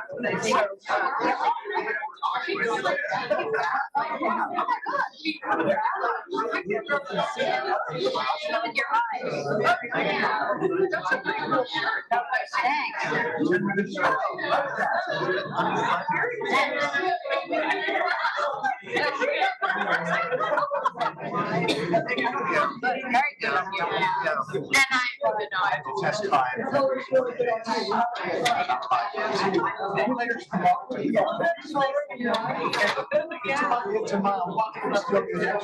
Yes, yeah. Where exactly what I help do. Cute outfit. Thank you. You came out with it. Oh, okay, so that's how you're. No idea. What grade?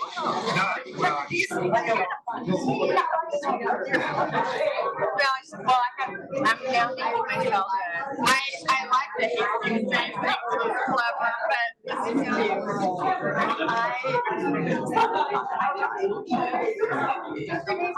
Yeah. I have a 12 here. Oh, yeah. Ladies and gentlemen, we're gonna start here. Apparently, it is like a little bit for department and.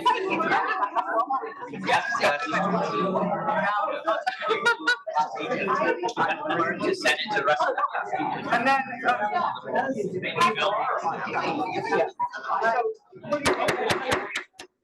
gonna reconvene our meeting, ladies and gentlemen. Oh, it's mine. No. It's yours. That's okay. I'm like, geez. It's like. Of course. Okay, we're gonna reconvene. It's been, up to this point, mostly informational. Now we have some really tough work, on behalf of the foundation to get accomplished. Our nominations and our key committee reports and fundraising, programs. So, let's start with the nominating committee report from, Tracy Jollis Howland. Thank you, Tom. I'm just share my screen. Find what I want to share.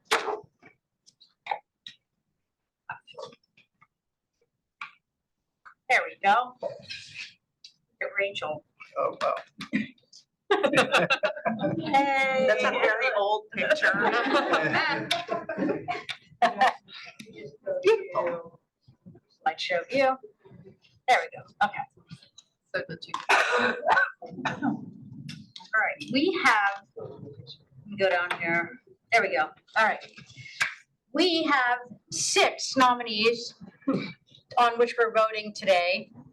we'll start with Rachel. Rachel Ehrlich is a mediator extraordinaire. Many of you know Rachel from not only being in her class at FKA Hastings, but also because Rachel was the president and long-serving member on the Board of Governors, and so we would overlap with our meetings. But Rachel I've begged, and we've all done this has been a long recruitment process to get Rachel to be on the board, but she's finally agreed to join us. And she mediates she was a insurance coverage specialist, but mediates all kinds of complex, very large cases. She is a mentor to many, including me, as I'm starting to launch my own mediation practice. She's also on the Alameda Superior Court ADR Admin Committee and member of the Mediation Society and ABA's section on litigation and dispute resolution. And again, president of the Board of Governors, and we are just delighted. And thank you, Rachel. And then Rachel's here.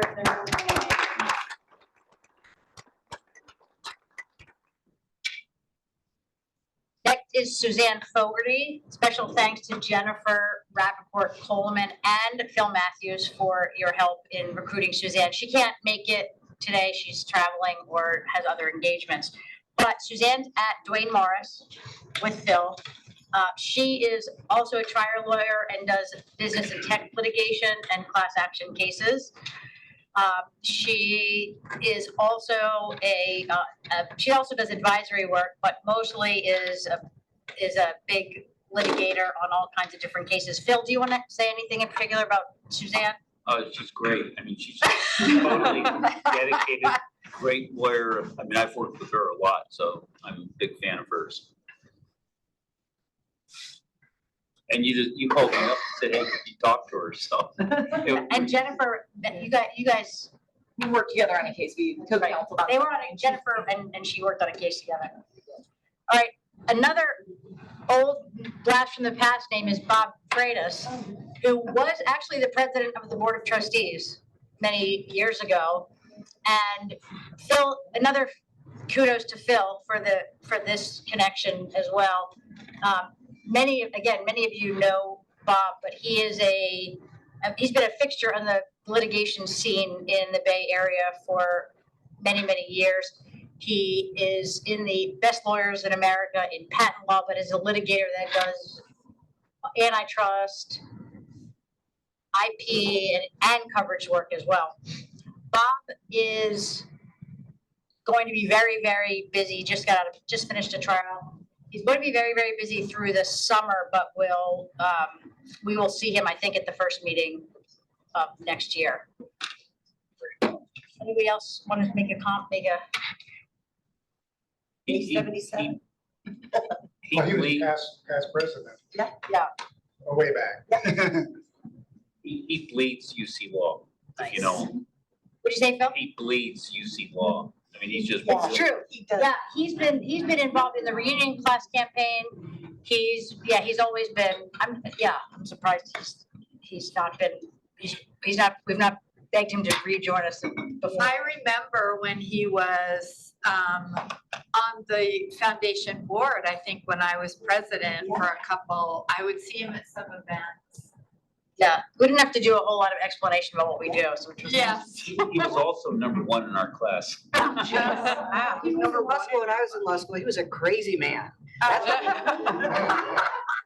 He still is. Oh, and he has his own firm down in Silicon Valley, right? Yes. Aaron Poplar is joining us today, right over there. Deborah Bogart for that great recruiting effort. Aaron has been a guest lecturer in Deborah's negotiation class here. Lucky number 13. And the other connection Aaron has is that she's a partner at Noel Edlin's firm. Oh, nice. So Aaron is an environmental litigator and does all kinds of environmental work, CERCLA, resource conservation, and is also on the National Association of Women Lawyers. She's the co-chair of the Environmental and Energy Law Affinity Group and is the co-chair of the EGHB's that's her firm's Environmental Practice Group. And she's a super lawyer in environmental litigation and an amazing, on the younger side, the lower class side of our trustees. So we got, and that's a little bit.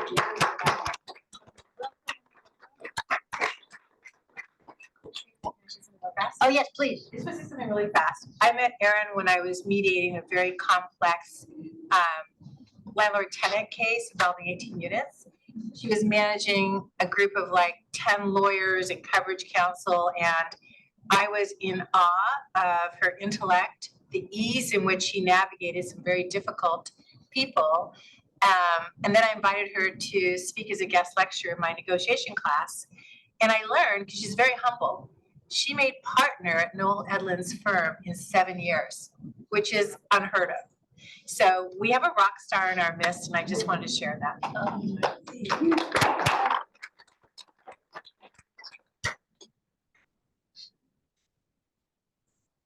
Another one who has been kind enough to join us today is Jeff Rochan over there in the corner next to Phil.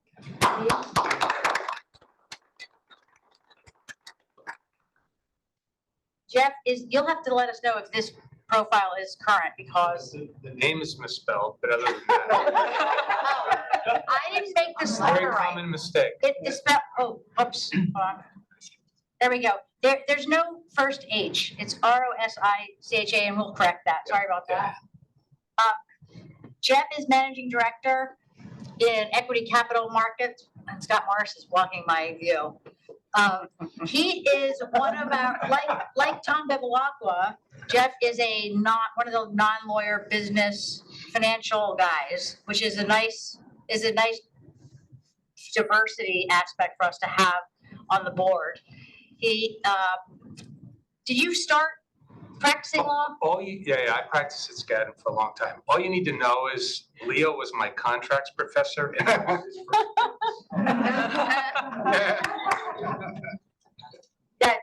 Jeff said, my contract. Yeah, that was your, were you just talking about today? No, but he's right. He was in that very first class I taught. I clearly didn't do any lasting damage. Question, Jeff, That's right, do you know anything about contracts? That's right, you were at Skadden, that's right, we talked about that. Jeff was at Skadden in DC and did M&A and then switched over to Merrill Lynch and has done international finance and business and investment work for 30 years. Since then. So thank you for lending your diverse expertise to us and special thanks to Leo also for the help in the recruitment effort. And we have a late addition that came to us last night. Wow. Many of you know Barbara Diallo. I'm gonna go back. Barbara is sitting right here.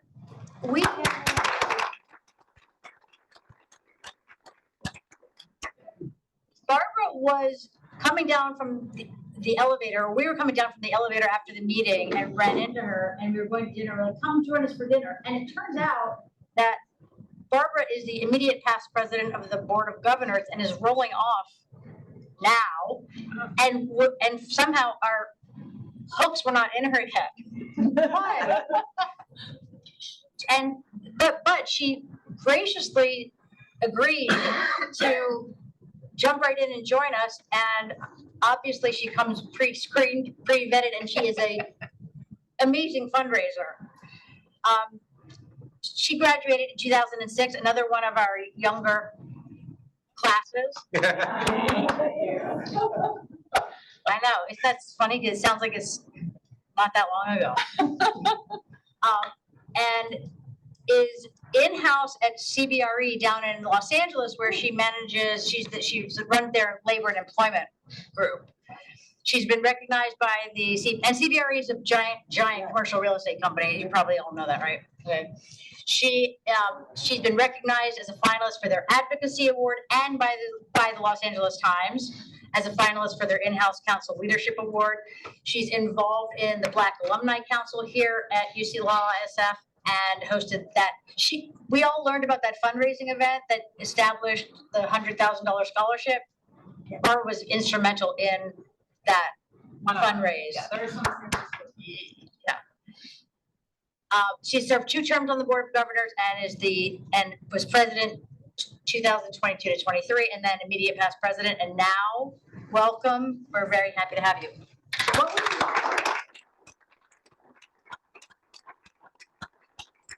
What we need to do now is this is a little formality, but we have to ask the nominees to step out for a minute. Go enjoy the So we can take the vote. I mean, it really will take just a minute. And then anybody who's on, are there any nominees who are on Zoom? I guess no, it's either they're here or they're not. Yeah, they're Okay, not. so there's no, we don't need to put you in a separate room. And then Tom will present the slate for a vote, and then we'll invite them to come back in. Or close, secret session? Yeah. Don't you love these formalities? Now, I did not mention this, we are going to have, for our balance, we're gonna have 2 elected and 4 appointed. The elected are going to be Rachel and Aaron, and then the other 4 technically will vote, but the vote will be to approve them, to send them up to the Board of Directors for appointment. Exactly. So we need to do them individually because as a group, somebody might have a problem with it. So we'll start with Rachel Ehrlich. And is there a nomination for Rachel? And a second? Second. And all those approving, say aye. Aye. Abstain. Excuse me. And I think the Zoom people, I don't know, if we don't see you anymore. Our screen went away. Suzanne Fogarty, she's not here, but there, we have you back. Suzanne Fogarty, again, a nomination for Suzanne. I move. I'll second. Moved and I'll second. there's a second. All those in favor of Suzanne, say aye. Aye. Opposed, abstained. Okay, Robert Freitas, any nominations for Robert? No. I'll second. Seconded. All those in favor of Robert Freitas? Aye. Opposed, abstained.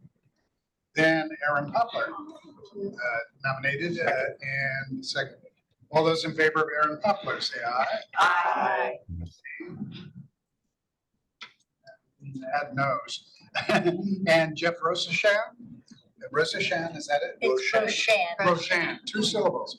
Roshan, I'll learn this. Second, oh. Moved and seconded, all those in favor say aye. Aye. Opposed, abstained, and Barbara Diallo. Been moved and seconded. All those in favor say aye. Aye. Opposed, abstained, they're all approved. By the way,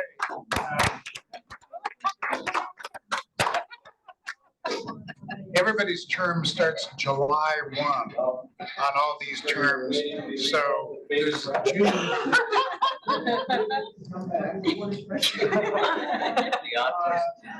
No, but we can send it up as.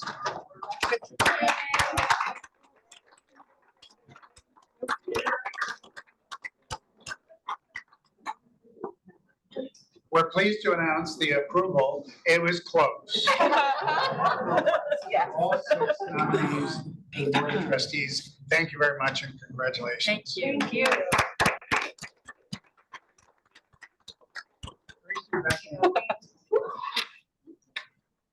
All right, our next agenda item is to vote on the slate for executive officer positions this is for the 2-year term starting on July 1st for the president, 3 vice presidents, secretary, and treasurer. The incoming president, as you know, will be Leo Martinez. The first vice president, Sharon Brahma. Sharon, are you still on? And I'm sorry you hurt yourself. He was, Sharon was supposed to be here today, but he hurt his ankle or leg. Hey, everyone. Okay. Second vice president, Jennifer Fung. And I'm pleased to announce our third vice president, new addition to the line of succession is Jennifer Rappaport Coleman, who will be third vice president.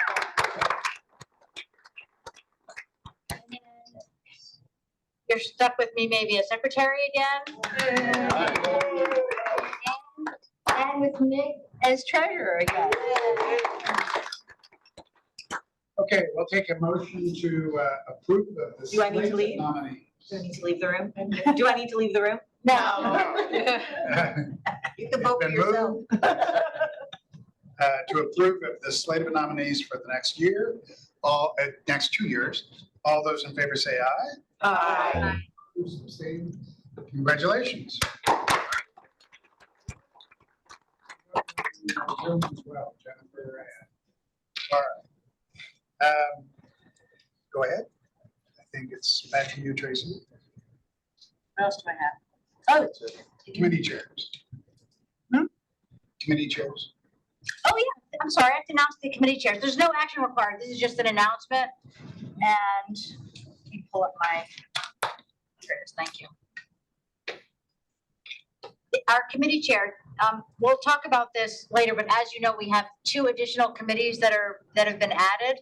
We have the Golden Objectives Committee and the Bylaws Committee that we've been working on those for this year. But the Finance Committee is Nick Yoka as treasurer. This is an automatic committee chair. Fundraising is Charan, Kathy Rivlin, and Nick. Nominating committee, me again, and I'm delighted to say Phil Matthews has volunteered to co-chair the nominating committee with me, and Harry's just been an amazing recruiter. Academic engagement, Judy Boyette, thank you for staying on. U-Class liaison committee is Tim Mills and Kelly Matayoshi. Planned giving, Scott Morris and John Keppel. Stewardship, Teresa and Joan right here. And then bylaws committee has been Leo, Rob, and me, and by involuntary Tom. And then goals and objectives, also this powerhouse team of John Keppel and Scott Morris. So thank you to everybody who's volunteered. Committee chairs, we have opportunities for people to move into committee chair positions. What it also does is if your term, as you know, terms are 3 years and you can do 2 of them without having to roll off. If you are in a committee chair position, the term limits are suspended while you're being a chair.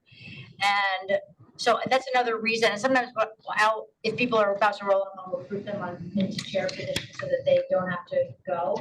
But the other thing that keeps people on and actually eliminates the term limits is being an executive on the executive committee, at being an officer. So there are lots of positions that you can see. So everybody, I just want to put that out there so everybody thinks about if you start to get more involved in a committee and you want to take a chairwoman, chairperson role, please do. And there's always room. So thanks. Super. I know I've already been, let's see, lassoed, is that the word? In planned giving committee, in addition to bylaws and goals and objectives. So I wasted no time. I asked him last night. I said, "Oh, you're not gonna be a president anymore. You're gonna need to be on a committee." Tom, we could put you on every committee. Super. So thank you for that announcement. And the call for potential nominees for terms and process of candidate information. What was that, Tracy? It says call for potential nominees for term. Oh, that's just my telling everybody to send us your ideas for nominees. Yeah, very good. At the end of the packet, there's an exhibit. You can just send me an email or Phil an email, or you can use that form and fill it out. And it just asks for information about potential connections. And that goes for everybody, not just the nominating committee. I'd like to ask everybody to give a round of applause in thanks to Tracy Holland for the hard work she's done.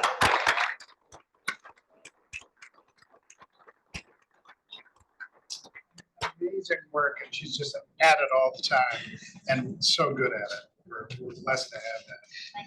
We're going to move to the executive committee report, and I will start with just mentioning that there are 3 documents that we have to deal with as a foundation. One is our articles of incorporation, because we're a 501c3, we're incorporated as a nonprofit corporation with the Secretary of State in Sacramento.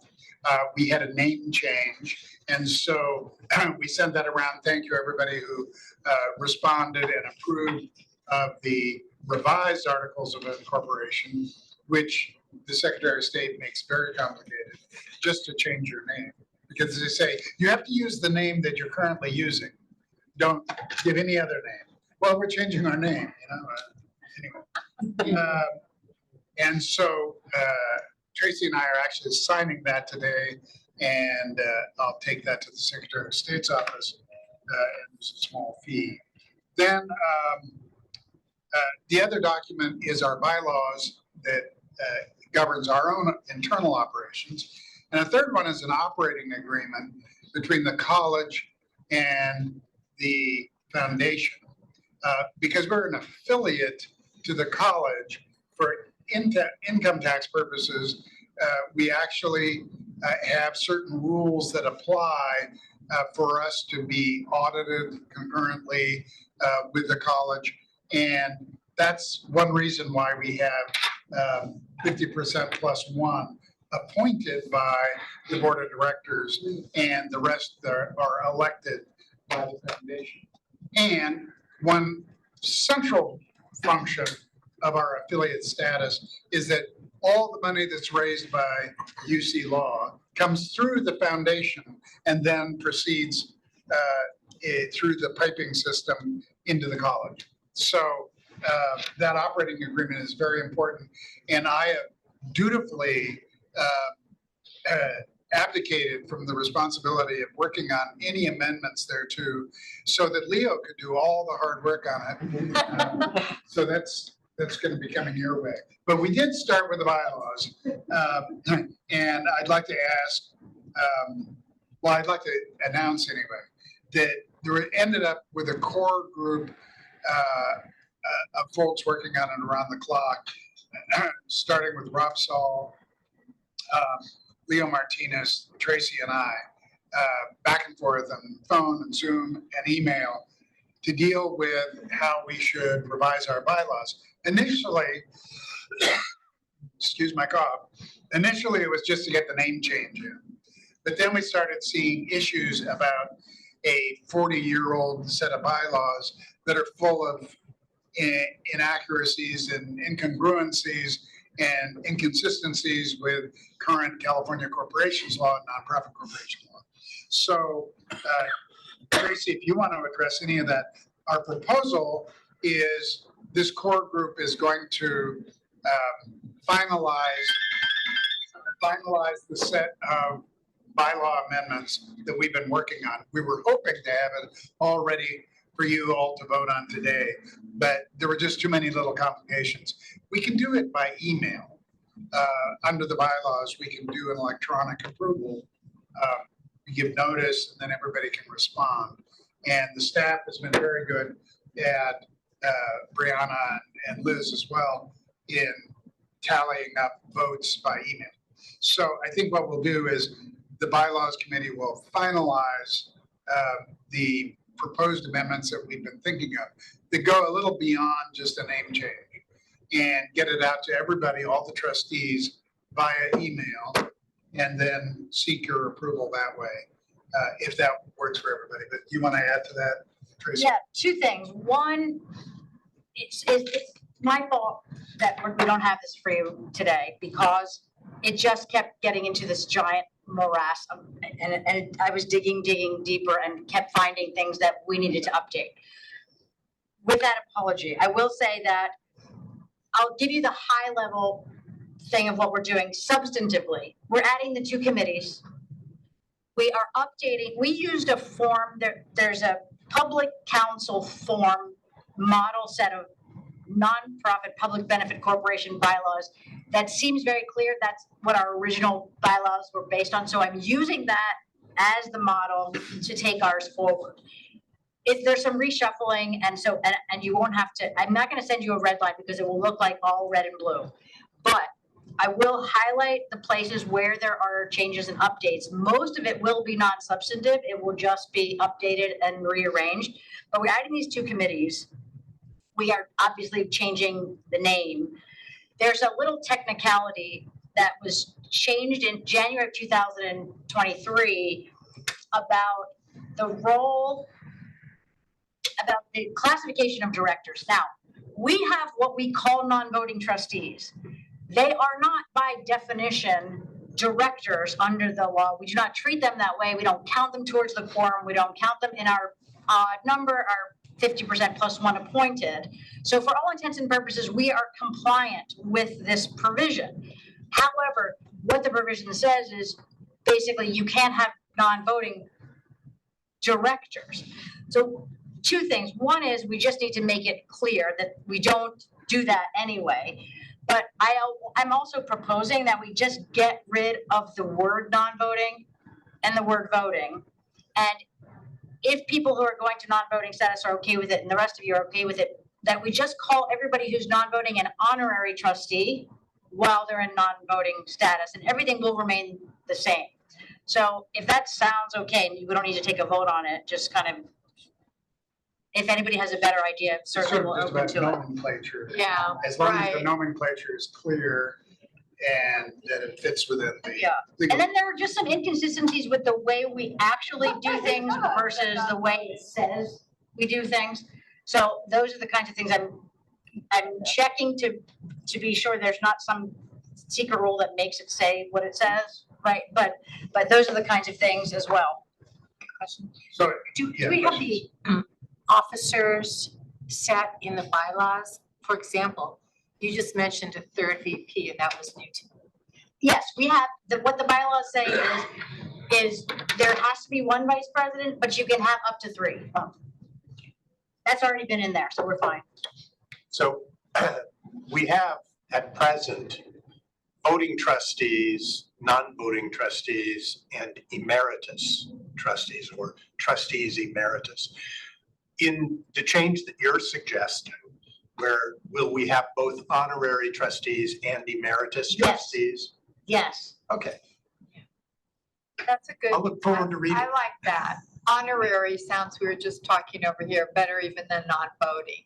The other best practice suggestion was board advisors, but I thought honorary trustees sounded. Yeah, I think so. What's the difference between honorary and emeritus? Sorry? What's the difference between honorary and emeritus? Well, the emeritus that served, but whereas an honorary might be somebody that didn't serve. So honorary trustee might still be active, coming to the meetings, participating, but not voting. And the emeritus is somebody that we are honoring for their long service. Like Valerie Fontaine, who served 25 years. Right. So you'll see an email come probably before the month is out. I commend to you giving it a thorough review. If you have questions, you can, send those questions back.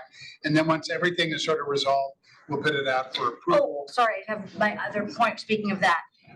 As a technical matter, the other thing that was actually incorrect in the bylaws, which hasn't been, it just was not right, is when you have an action taken without a meeting, you have to have unanimous written consent. I mean, that's a ubiquitous corporate board rule. For some reason, and I didn't notice this, our bylaws say it requires only 2/3, and you're not allowed to do that. So that goes to what Tom was saying, is that what we might do so that we don't have to get unanimous written consent is send the bylaws around to everybody and then have a special meeting. As long as we have a quorum, we can do it by special meeting on the phone. So that will be better than trying to get chased on every single person with written consent. Okay, thank you, sorry about that. And then the final part of that is the board of directors needs to ratify our approval. Whether that's an approval by the board of directors of what the board of trustees has done with their bylaws. What's required is that any substantive change in our bylaws has to be approved by the board of directors. And so that's an easy enough step. Once we're all in agreement on a new set of bylaws, we bounce it over to the directors, and I don't see a problem. Yeah, this all comes under the heading of nothing is easy. It's been an incredible time sink. And Tracy not only should not apologize for being late, she deserves our gratitude Oh, thank you. for finishing this, getting across the finish. Yeah.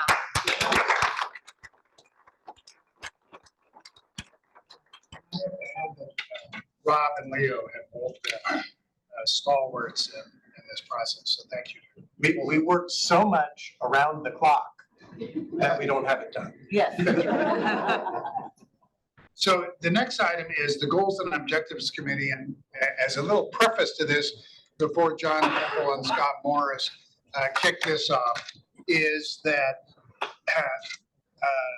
this was a commitment of mine as president of the foundation, that we develop kind of a think tank for the foundation to look at who we are, what we do, and how we set our goals. Qualitative goals, quantitative goals. We should have some regularized means of formulating our goals. And I won't take any thunder away from John and Scott, but I have to say that the two of them stepping up to the plate to chair a Goals and Objectives Committee that didn't have any particular clear parameters to it has been one exceptional experience to see how they jumped into it, exerted their leadership, helped define where we would go with it. And so my hat is off to both of them. And let me turn it over to John and Scott and allow you to tell us where you started and where you've ended up. That sounds good. Thanks very much, Tom. First thing I want to check is a sound check, because I've been banished to the basement, and that's why it looks like a concrete wall behind me. But am I coming through loud and clear? Oh, it's perfectly good, and the pipes look good. No. Great, thank you. Although So, for a blurred background. so Tom's introduction was right. And by the way, I'm sorry I can't be there in person today, but some other things got in the way and it was impossible. After Tom came up with this idea, he asked for volunteers, and everything I'm going to tell you is in the report of the Goals and Objectives Committee in the material that Brianna distributed. The first thing we did is we got together in a planning session, Scott and myself and Tom, and I think we did that at least twice, and we traded a lot of emails, and we wound up with a scope that I have to say surprised me about how wide it was. Tom just mentioned it, but frankly, it came down to what's this board's purpose? How does this board function now? And how should it function? As we were kicking that around, we picked up 3 more volunteers, and I want to mention each one by name because this has been a real commitment. We've met monthly or more often than monthly since last November. Those individuals are Alexis Smith, Tim Mills, and Phil Matthews. And because of the way the committee is structured, we gave each other homework after every meeting. And one of the ways we did that is, for instance, we talked about, okay, what's most important to you about the foundation? And we would trade ideas by email after a meeting about what that would be. I should also give credit to Tom, Gede, and Jennifer, who attended every meeting. Also Eric, even when Eric knew that he was going to be leaving, Eric was at every meeting that we had. And Liz was there as well. So I want to thank Liz and Eric especially for their commitment. So after we figured out what our scope was and we broke down into certain subgroups, we first discussed and traded emails on what are the priorities of the board. And I'm not going to bore you with this, but we all traded at least a half a dozen priorities back and forth. Scott did an excellent job distilling from the entire committee's ideas what those priorities should be. But after the priorities, we realized that one of the things we had to do or should do, we didn't have to do it, was decide what the mission statement of the foundation should be. Because we thought that the efforts of the committee, but the entire board as well, should be anchored by a mission statement. Now that mission statement is in my report for this meeting, and it's also part of a motion the committee decided that we would make notices of motion. Yeah, this is a whole lot like the Code of Civil Procedure, that we should notice motions to the board and give the board a chance to see in advance what exactly we're proposing for things like a mission statement, and also things like the values of the foundation, which I'll get to in a second. So that is before you, or should be before you, what the John, if I can interject, that's PDF page 63 for those who are on a PDF document. Okay, thank you, Tom. So the mission statement is there.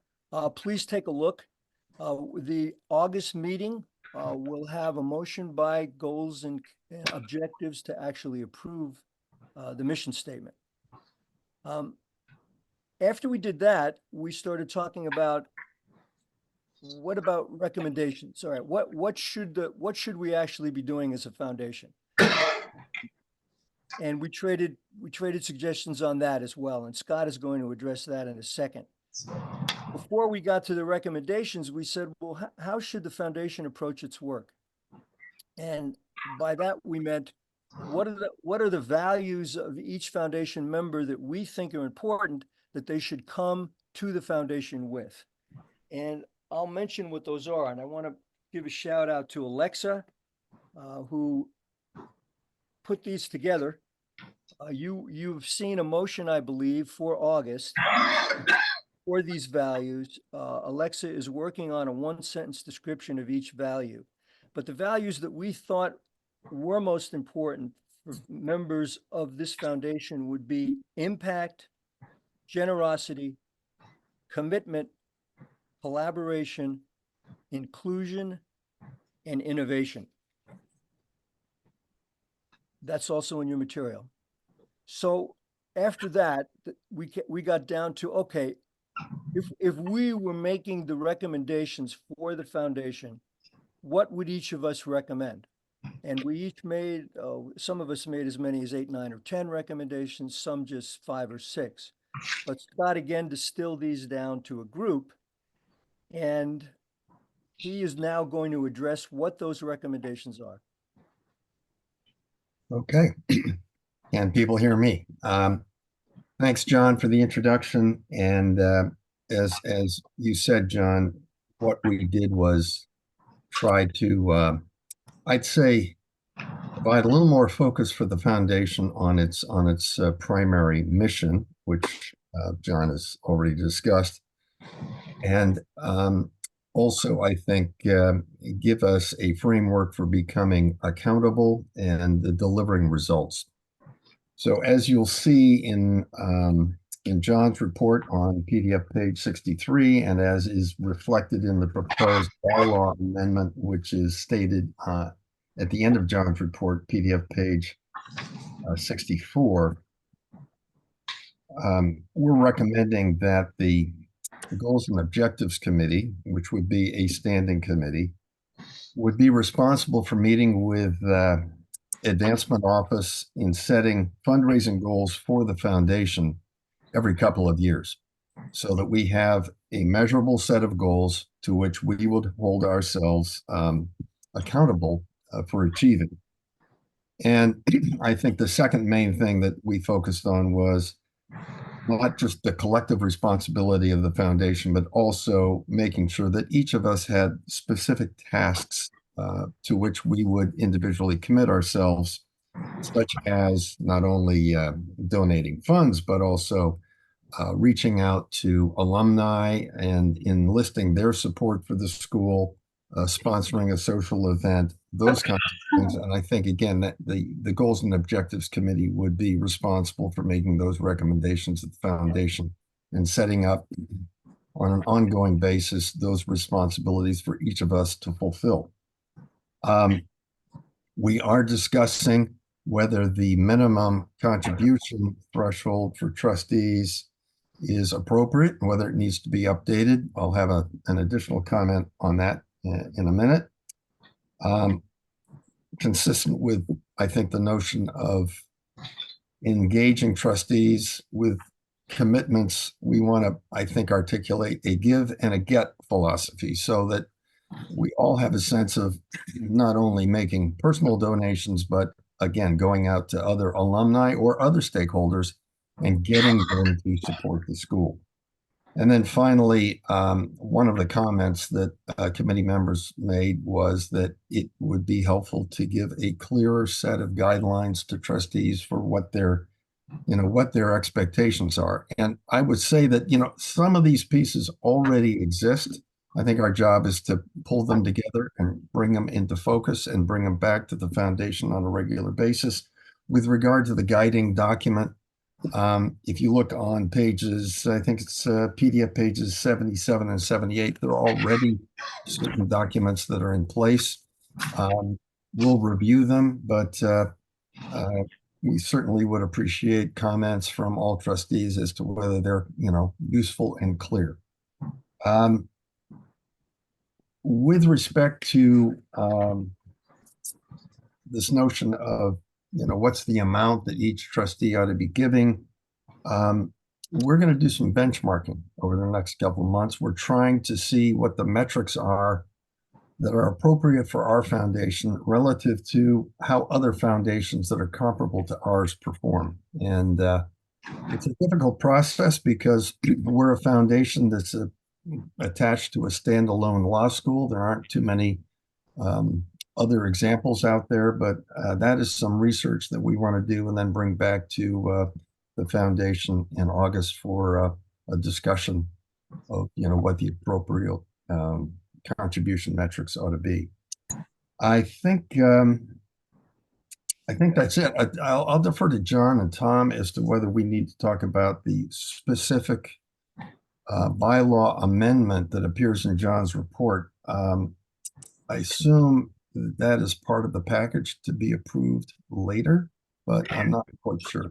It is. It'll be in the bylaws package that everybody will see, hopefully within the month. Okay, but the language does appear in John's report. Again, PDF page 64. I think I'll pause there and see if there are any questions or comments.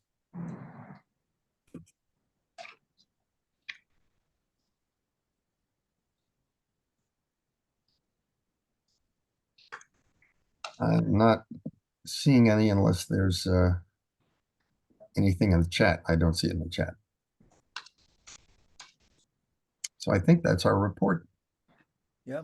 Just one more thing, and that is that in keeping with his desire to serve on every committee, Tom Gede is asked to become a member of the Goals and Objectives. I'm in trouble. So we did give the notice of motions to the board for adopting the mission statement and adopting the values. Do you want to move to that? Because I think this meeting would be appropriate. It was noticed in the materials. So, I would entertain a motion to adopt the mission statement, but I think we need a little discussion. Maybe if John, you or Scott could read it or describe it, and then we'll go from there. This is on PDF page 65.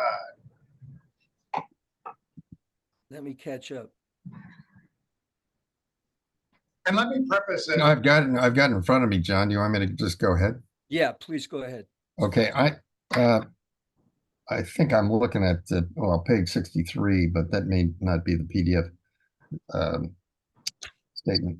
The proposed mission statement is UC Law SF Foundation advances the academic and reputational success of the college through accomplished fundraising initiatives to fund scholarship grants, faculty support, and the college endowment.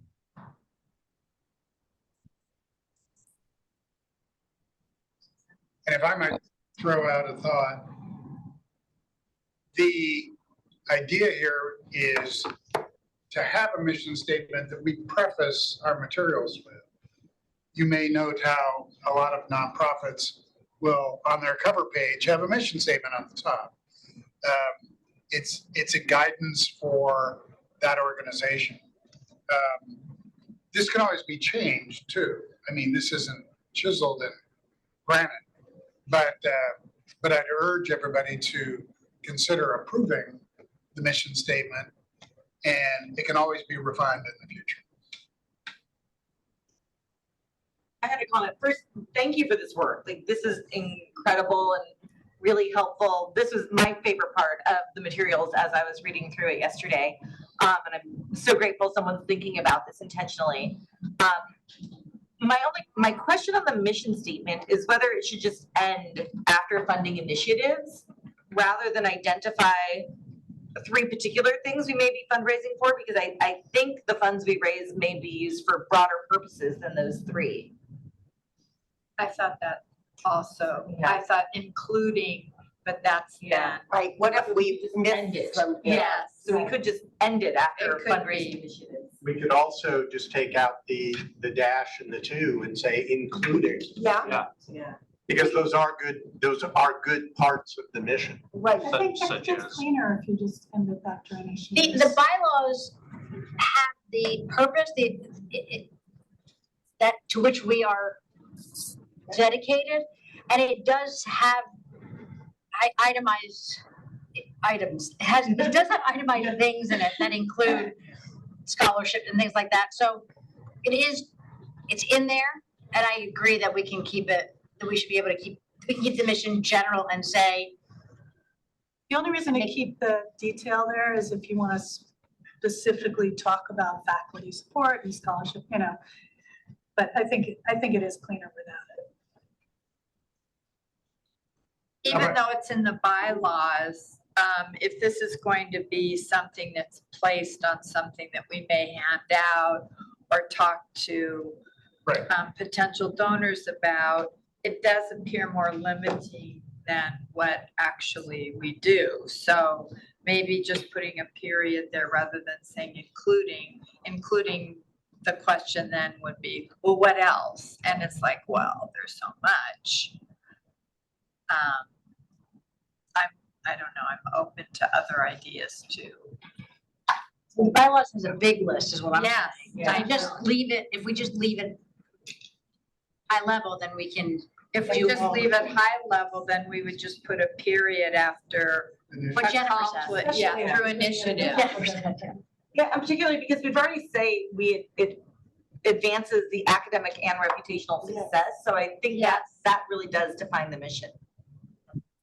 So the suggestion is to amend this by inserting a period after the word initiatives and striking the remainder. Yes.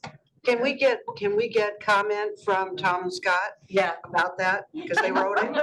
That was our line. Can I throw one more question now? In terms of through accomplished fundraising initiatives, what are we trying to convey with the word accomplished? Maybe collaborative, like let's bring everyone in. That's maybe better. Well, considering that's one of the values, it's hard to resist that, huh? Yeah. Who can resist collaboration? Yeah. Bringing in the stakeholders. I love that. I think accomplished was meant to be recognized, like recognized methods. Or successful. Yes.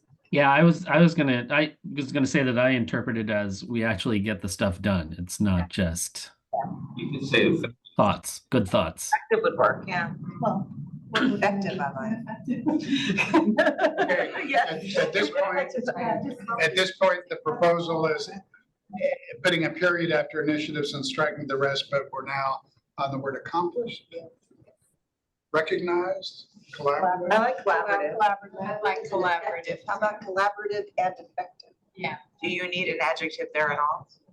Not necessarily. I think But it adds a collaborative little is more color. actually to have. Yeah. this. Collaborative can be Extra something. Okay. Effective is I like collaborative fundraising, initiatives, because we were responsible as the Board of Trustees for the, I think the beginning of the building and capital fund.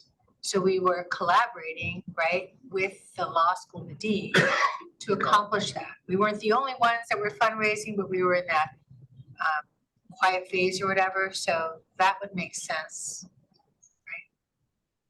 Okay, What are our staff members? there's been no motion on the floor, but would anybody like to move? UC Law SF Foundation advances the academic and reputational success of the college through collaborative fundraising initiatives. Wait, first, can we hear from Scott on what he From thinks? Scott and from our staff folks, if they have a perspective on Yeah. what's gonna have impact. Have John and Scott give their input of what we just talked about. Yeah. John, Scott? Well, I think I'll just, this was a full committee effort. I think actually Tom took the lead in kind of marshaling people's comments. And I think other committee members who are on this call, I think Phil and Alexa, as well as John and I and Jennifer can chime in. I'm fine with the amendments that people have suggested. And Tom, I think this is the tagline that the foundation would use, right? Exactly. Yeah. So keeping it short, I think, is useful for a tagline. And in that regard, I'm okay with, certainly the collaborative is, as John said, that's great. And putting a full stop after initiatives, I'm fine with, because it doesn't limit it. Yeah, my thinking about that is the best, in my opinion, the best mission statements are the ones that get right to the point.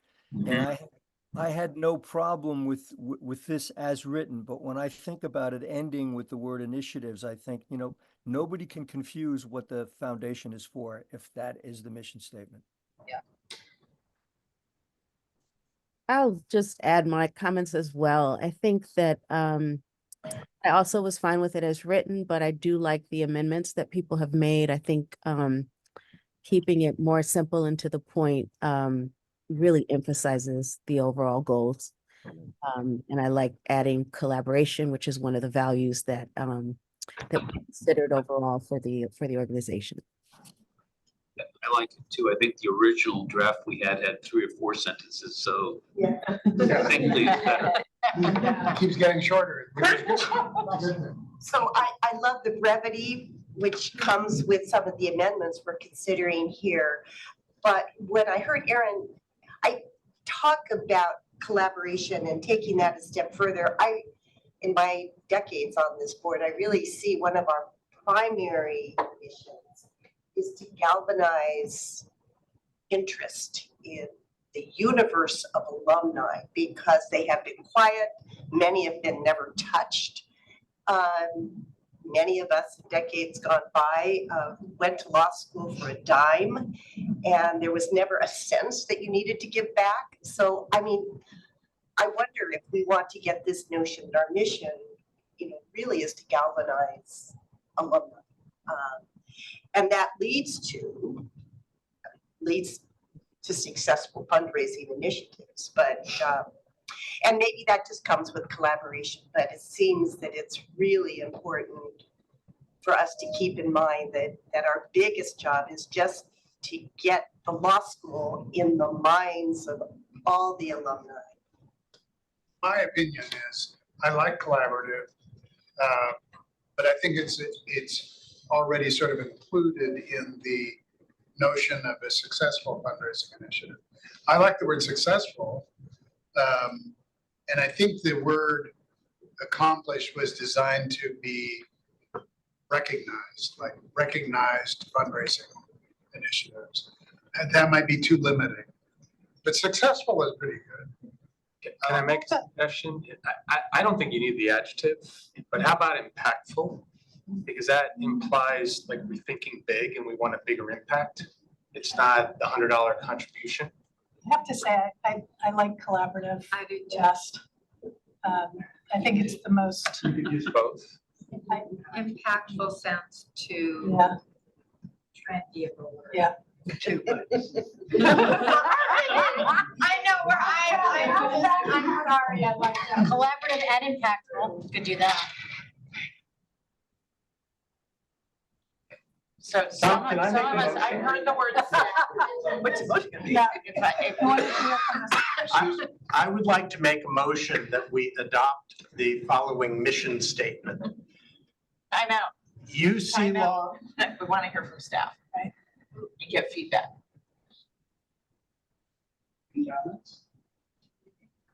What will be helpful? To you. Successful.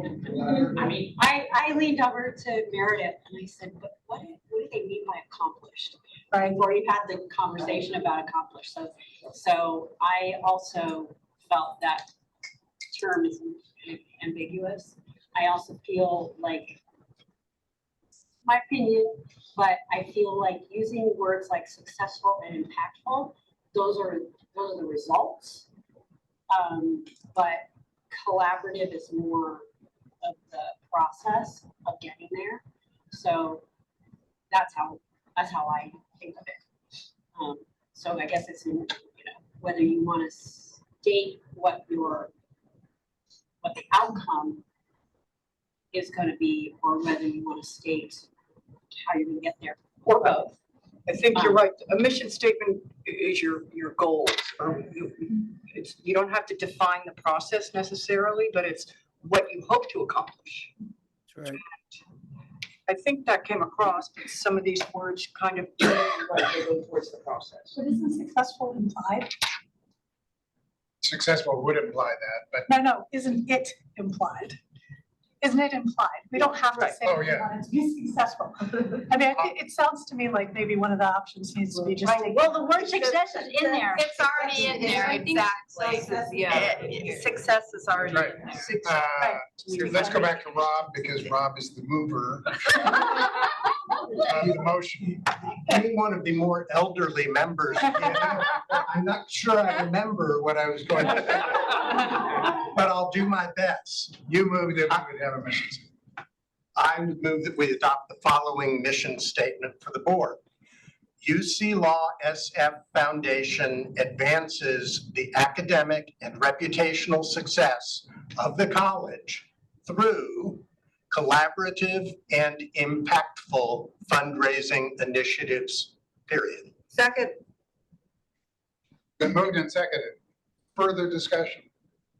I'd suggest that we delete the descriptors, collaborative and impactful. Collaborative and impactful. I would. She's saying don't say delete either of them those. so that it just says Fundraising. success of the college through fundraising initiatives. Yeah, I feel like that is a little too stark. I think the adjectives do give it a little meat.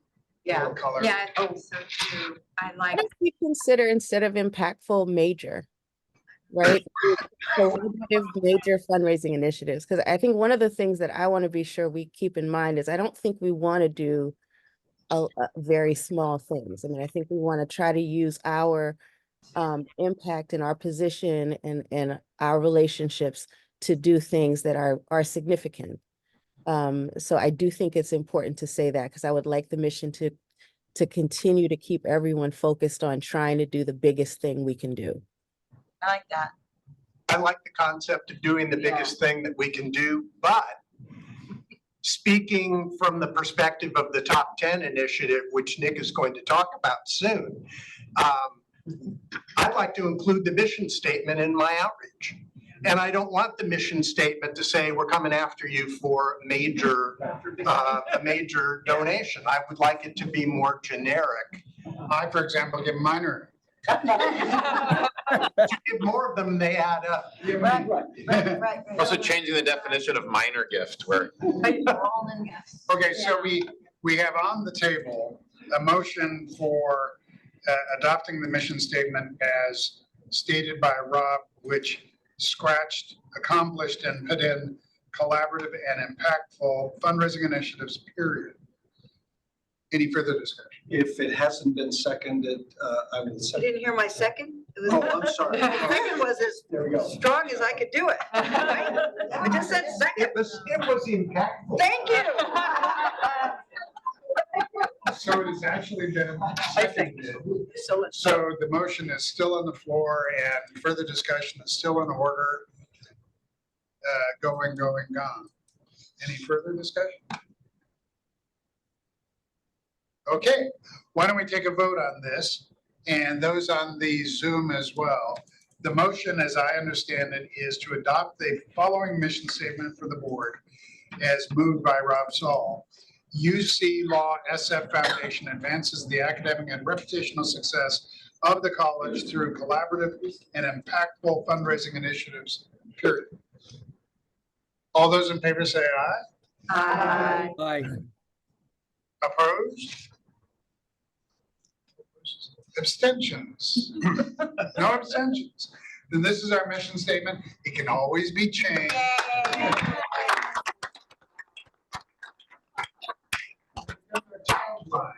And Leo may not like it, and when he's president, he can scratch it. But, and then I think, John, you also have the question of adopting the values. We do. We do. Now, there's one thing I want to bring up, and that's Alexa was going to provide us with a one-sentence description of what goals and objectives considered to be the definition, if you want to call it that, of each one of those values. And we only aimed to have that ready in August because we didn't expect to vote on it today. Okay, that's good. Then Leo will charge ahead with that. And adopting the planning guideline for future boards. This is language that's taken out of the bylaws amendment describing the goals and objectives committee, correct? Did I read that correct, John? I'm sorry, I fell off the train there, Tom. Can you just repeat that, please? The third item on PDF page 65, adopting the planning guideline for future boards, is essentially the same thing that is in the bylaws amendment defining the goals and objectives committee, right? Yes, that's right. Super. So just so everybody's aware of that, we don't need to vote on that today because the bylaws amendments will include it, that the standing committee, goals and objectives, will have the Board of Trustees consider and vote on goals submitted by the Goals and Objectives Committee on a 2-year basis for each 2-year period coinciding with the executive officer's election, i.e. the summer meeting, for adoption by the full board at the fall meeting. So in other words, there'll be ample opportunity for the Goals and Objectives Committee to provide their qualitative and quantitative goals at the summer meeting when the leadership changes every 2 years, and then adopt it at the following fall meeting, giving time for consideration and discussion. Does that make sense? Yeah. And that'll be in your bylaws amendment package that comes around. I hope I haven't rattled on too long, John, but back to you. Okay, well, in the interest of keeping things moving along, I think we've done even more than we figured we were going to do today because we discussed and voted on the mission statement.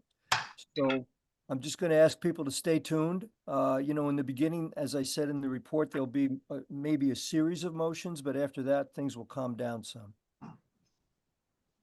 Well, I can't thank you and Scott and Alexa and Phil and Tim enough for all the hard work you put into this. We're only looking at a couple pages here, but this represents hours of phone calls and Zoom meetings and discussion and consideration, give and take. And my hat is off to you and thank you very much, everybody on the goals and objectives. You're now a permanent part, or will be with the bylaws amendment. And I think everybody will benefit from the opportunity they have. Clearly defined goals going ahead.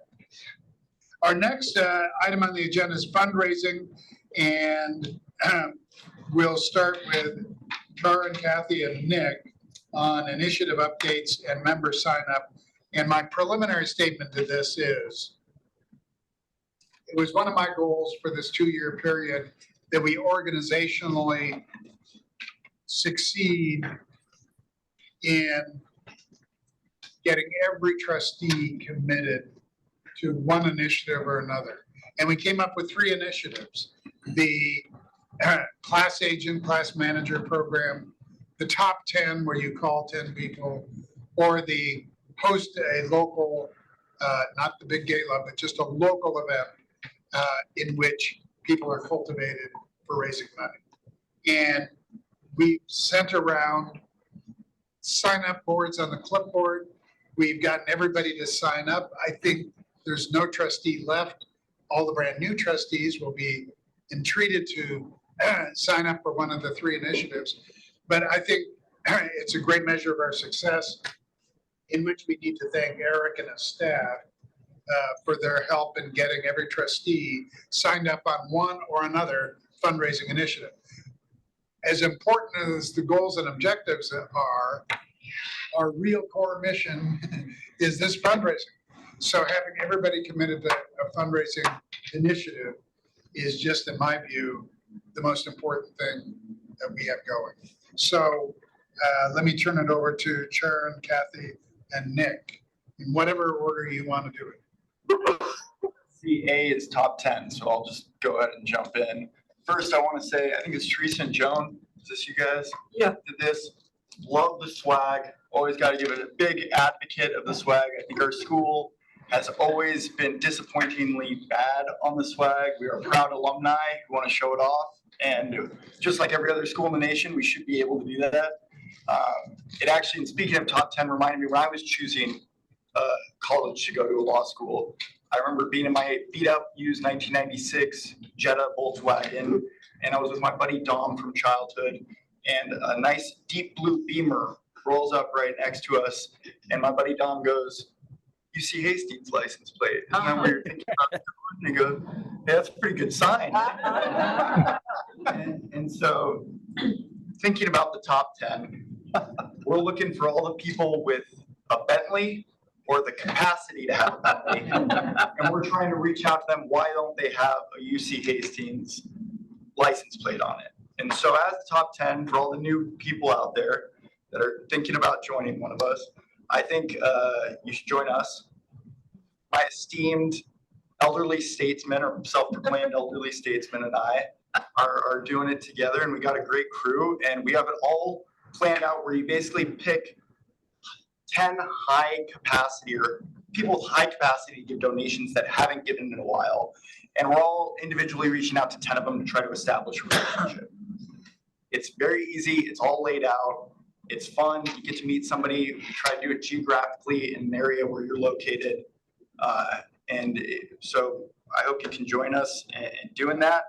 I also, in light of Rob's statements, I'd like to read his email to you that he sent me recently about who was going to talk, where he said, "Although Nick is always so talkative, I probably won't get a chance to say anything." So I want to remind you definitely that you have a duty of honesty, sir. So, yeah. Actually, to add to what Nick is saying, it takes about an hour of your time to do this. Everybody on the trustees should be doing a top 10 initiative. And Nick and I are more than happy to give you commands. I mean, suggestions. The only thing we are working on is I've already gotten good feedback from people I've reached out to. It's been really cool, actually. Even people that aren't willing to just jump in, they say, "Hey, I really want to, but can you call me back in 6 months?" And so I put on my calendar, call Jane Doe back in 6 months, and doing that. But it's the passing along the torch to the school, which is going to be our next step and accomplishment. Yeah. So I'm on the committee and I apologize. I was just going to say that. I didn't mean to omit Marilyn. Oh, no. She'll give commands also. I mean, but I wrote to my first 10 and immediately I got a really negative email back and it kind of deflated me. So I have to hopefully get back and reach out to my other 9 because the 10 is no way. What did they say?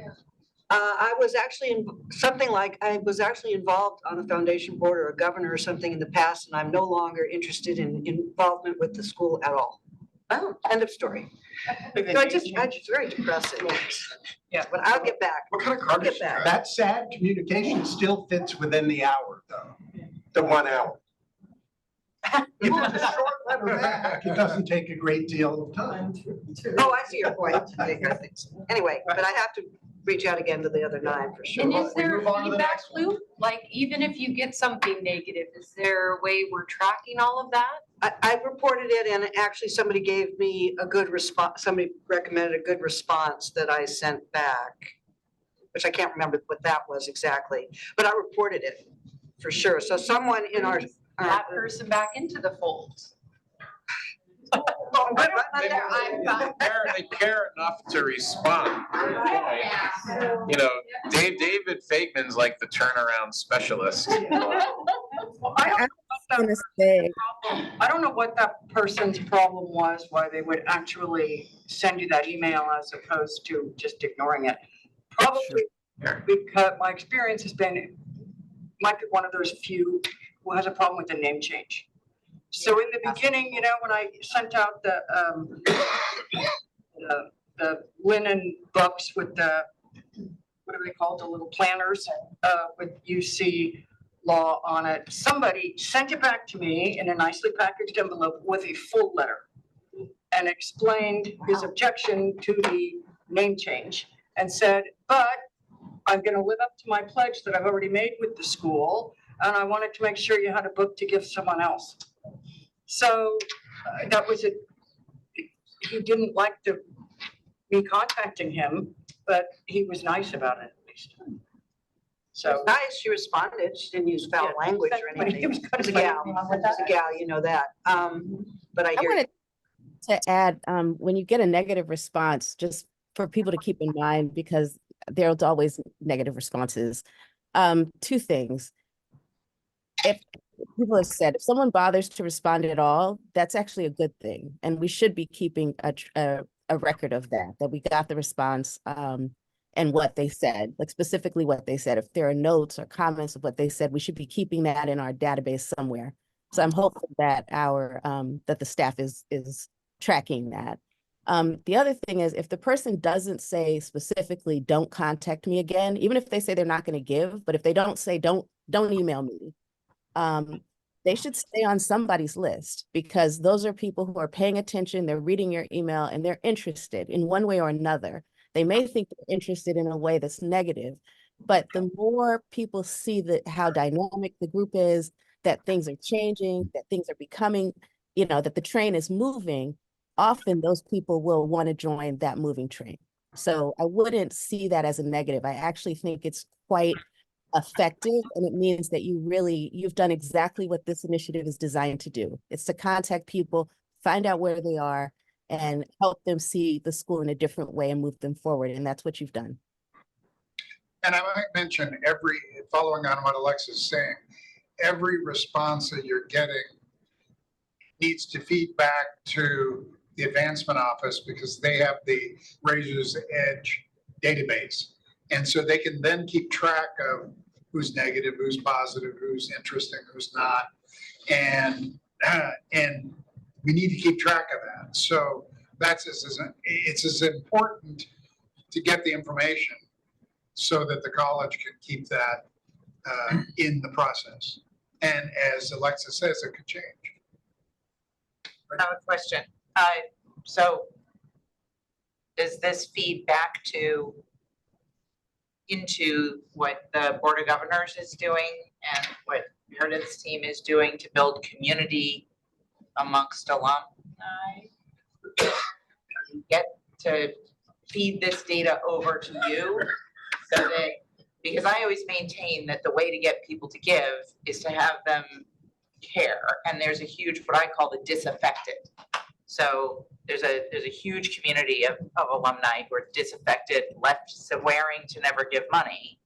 And when I get a hold of those people, I start cultivating them by talking to them about what the Board of Governors does and about building community amongst alumni. I mean, you know, the people who are graduates of USC and Pepperdine have tight alumni support networks for each other during career transition, post, 10, 20 years post-graduation.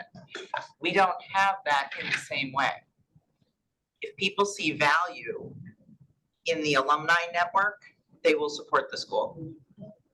And so I've been working on that, and that's some of what if they feel affinity, whether it's through affinity groups or otherwise, that the Board of Governors has initiatives on. I'm just wondering if we can collaborate with the Board of Governors initiatives so that we're not duplicating efforts or doing some things in parallel without knowledge. And sharing the information. Yes. Yeah. And that's totally what we're about. And actually part of like transitioning them back into the community is one of the things that I was saying is to effectively collaborate. See what I did there? And to try to make it accomplishment to long term, bringing them in. And actually, for example, I was somebody that's high earning individual in LA that wanted to know, can I be part of the Board of Governors? And so I was trying to reach out to the school, like, hey, how can I hook this up? How can I make this happen? It's an easy one to get back in the fold, you know? So it's totally exactly what you're saying is If I can interject, I'd just like to echo what was just said. And one of the things that we talked about in the Goals and Objectives Committee is to make sure that what the foundation trustees are doing is in collaboration with, but not duplicative of what the advancement staff has got on its agenda and what the Board of Governors is already doing. And I think we're going to try to be a little more deliberate about articulating opportunities for foundation trustees to work in concert with activities that the Board of Governors has already got on its agenda, so that everybody's kind of working in harmony and covering all the bases. So I just wanted to say I accidentally called into the top 10 committee. I did. And they assigned me 10 people. So anybody who's hasn't done this, I was actually had a positive thing, and they show you like about information about the person, and it has over there like the advanced people have put in like how much money you think you might be able to get from the person. And I was so happy that my first person who responded had a big fat number by their name. So it's I just want to put a plug in to everybody. As Rob said, it probably took me an hour, maybe an hour and a half, because I talk slow, but it was, I was happy, like, it was worth the hour, definitely. Just to reinforce, so the process is once you all make contact with individuals and have things report back, you feed that back to Brianna and Liz, and then that gets put into our database, our CRM, so we can keep track of the relationship.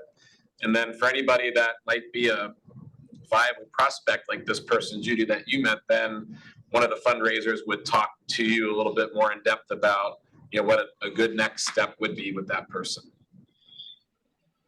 Is there something in the CRM relative to the things that are not now, don't ask this person for money right now, but let's get them over to the Board of Governors? Is there anything that we can, is there an easy way for Nick to get somebody?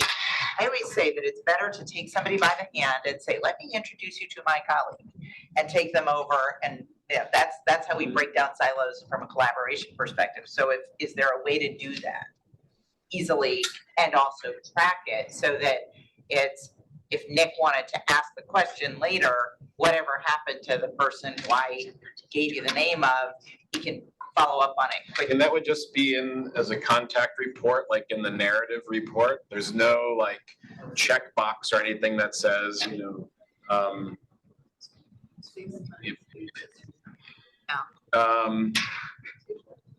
yeah, we can do that. We can set like a future action, but not specifically to like the Board of Governors or. Does it feed over to Meredith or Charles? Yeah, we all in the same system. Okay. Okay, we've exceeded our time limits, but I'd like to get on with Charan on the class agent program and event planning. Sure.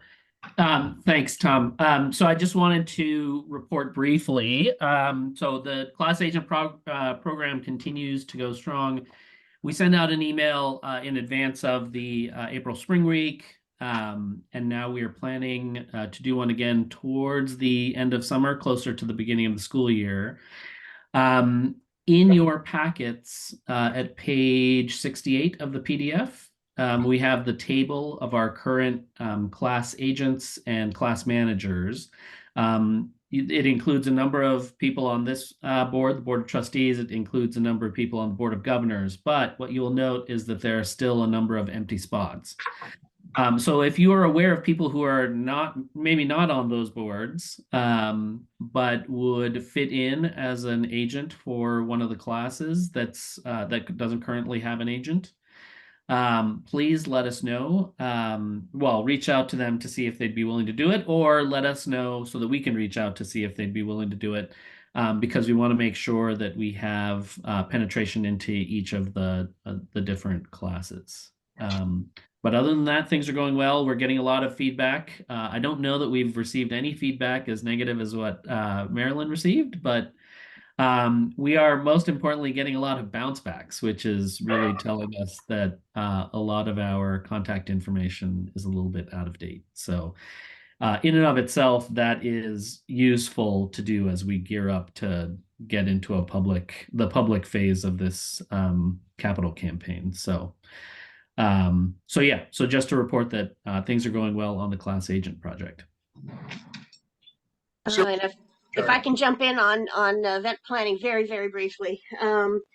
I heard David Seward say that there's no gala event in his next budget, but I want to encourage him that we have been discussing at least the possibility of building such an event into his next budget after that, and that sort of in the team spirit collaboration effort. If I hadn't had COVID the last couple of weeks, I would have reached out to Hannah Athanasius and Charles Wolin about our connection, sort of a natural connection with the regional alumni committees, and get a feeling for if there are sort of uncovered regions where we could reach out and find people to do events where events haven't happened before. And that I thought it was a good sign that mostly Sharon and Nick and I are serving also on each other's subcommittees. So there's a lot of team spirit with the whole fundraising committee. I wanted to say thanks again to Jennifer Fung for all the work she did on our playbook, which is pretty much in a spot where it can be disseminated, but can also be enhanced and upgraded. And I'm personally working on a little list of sort of fun ideas for small events while we start talking about also doing big events. I think that's it from my subcommittee, event planning. Super. Thank you very much. Any questions for the fundraising co-chairs? If not, we'll move to the remaining three committee reports. Let's just make these brief if we can. John Keppel and Scott Morris on Plan Giving. Okay, this is Plan Giving, I think, by agreement with John, who was the spiritual leader and founder of this committee. I'll go first, and I'll leave it to John to kind of give the thanks and the day-to-day report, but maybe the featured item here, or the headline, is that we have an opportunity that I will try to sell here to enhance the ranks of the Legacy Society with a little financial incentive. So working with Tracy and Eric, I guess I've been outed. I will be making I have made a gift of 100,000 to the school, but and you can pick the pocket of that gift by signing up for the Legacy Society for $50,000. It's painless. You won't feel a thing. Or if you're already a member of the Legacy Society, you increase your pledge by 50,000. Again, you won't feel a thing. And as thanks for that, and as an incentive for doing that, you get to designate $10,000 in cash that will go directly to the school now out of one of four funds that have been identified as key funds by the school. There's a general scholarship fund. We know that scholarships are important for retaining and recruiting great students. The Dean's Priorities Fund, the Bar Prep Support Fund, which we talked about a few minutes ago, and a general UC Law Fund, which allows the dean to distribute money according to the most pressing needs.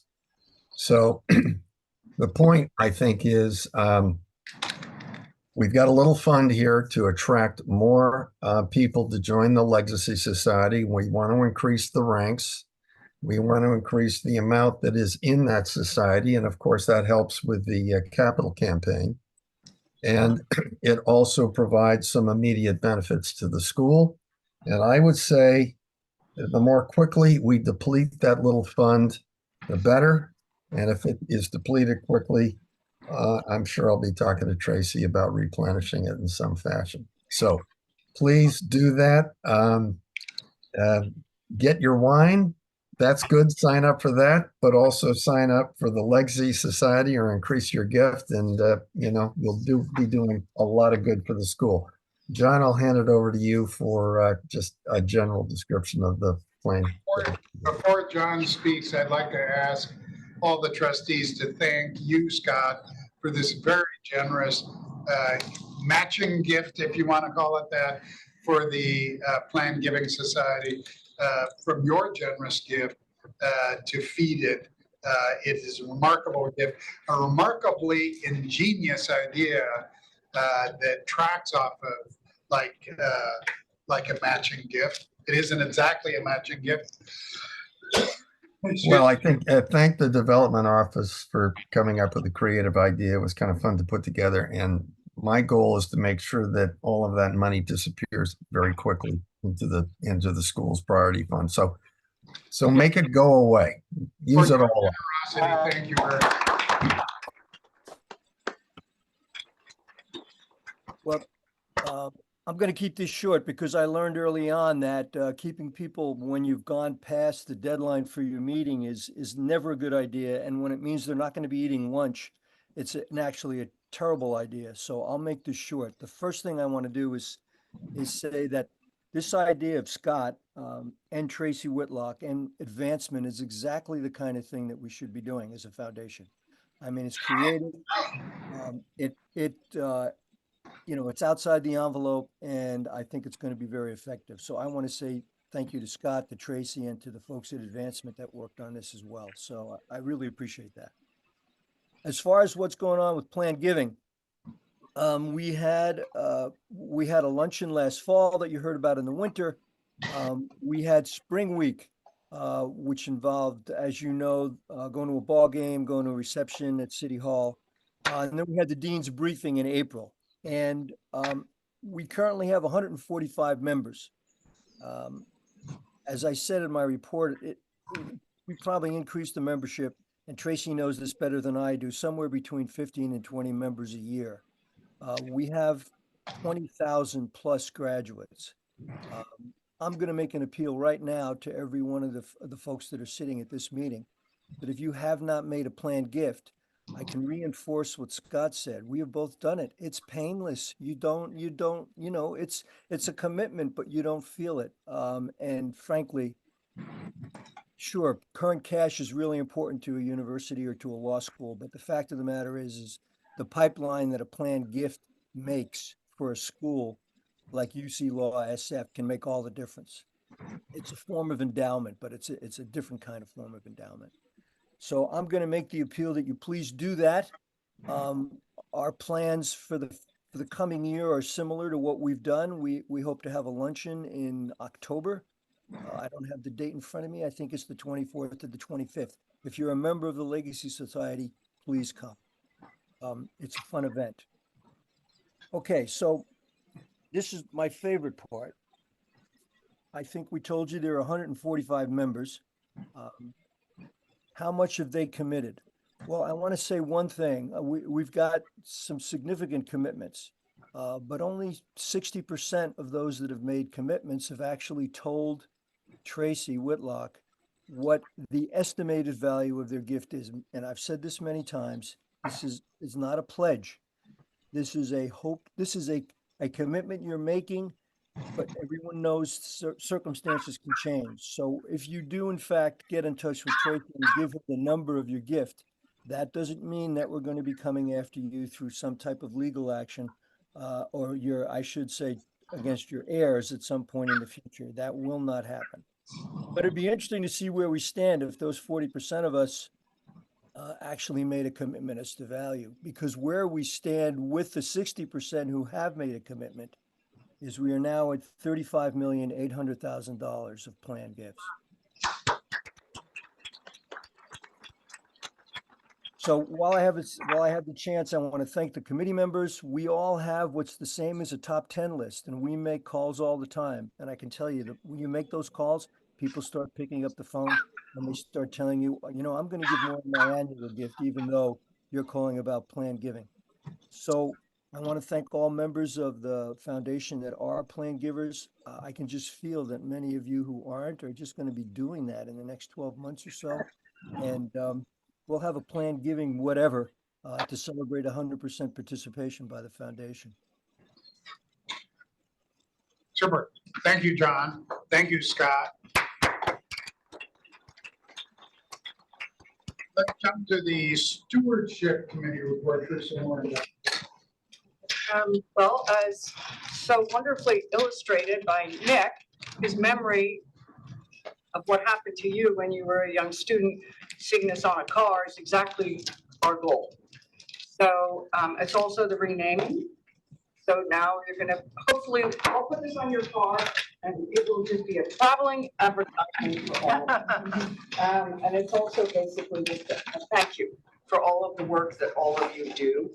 And we have other things in the work with regards to adjunct professors. We've been trying to put something together for them to get them into the fold and keep them moving. And so we're still working on that. But just as a quick thank you. Oh, and also they don't all say alumni. So if you have someone you want to give it to, or if you don't have a car, you can give it to someone else, or you can get one that doesn't say alumni on the top. And there's also gray color as opposed to yellow. So if you want to switch it out, there's a pile of them over there. And just a plug, it was Teresa's idea to use the store, the Hastings store, to further support the school.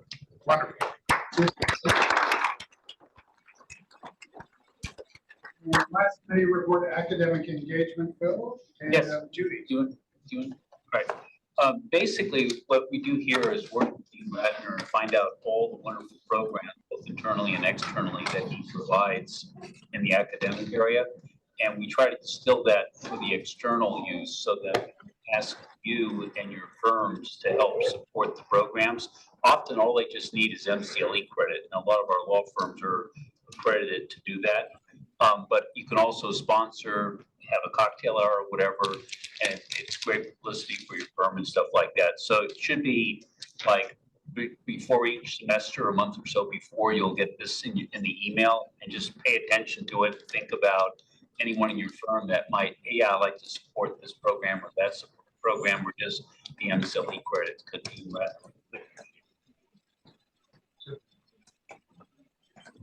Any questions for the committee chairs, or committee co-chairs? The last item on the agenda is passing the gavel.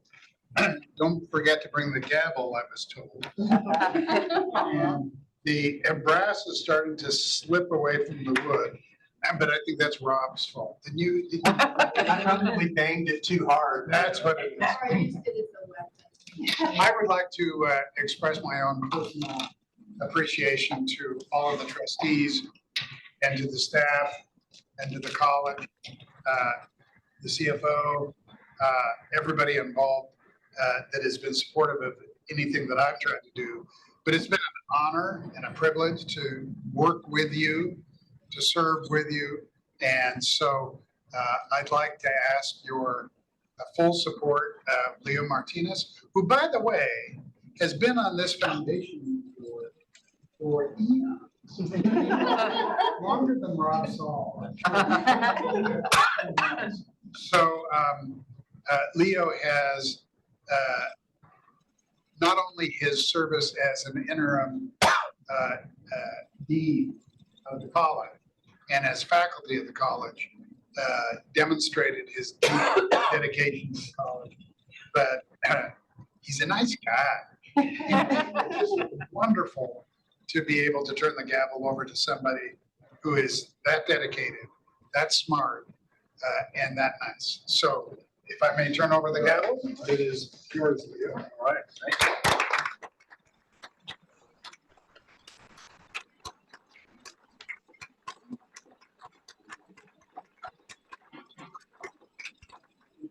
It's late, but I'm just a poor Mexican kid from Santa Fe, and that's where I come from. And Hastings has given me so much. It's given me more than I can imagine. I've been able to do things because of, I used Hastings for so long, because of what it provided me. And so for that reason, I've been more than willing to give up my time to help them. Provided this organization sort of dedicated to the knowledge. So thanks a lot.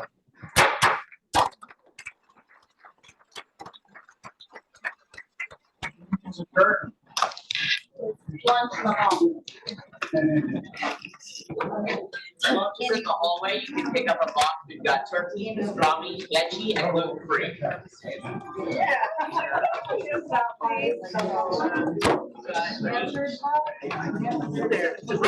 know. Thank goodness. I was looking at it, I was like.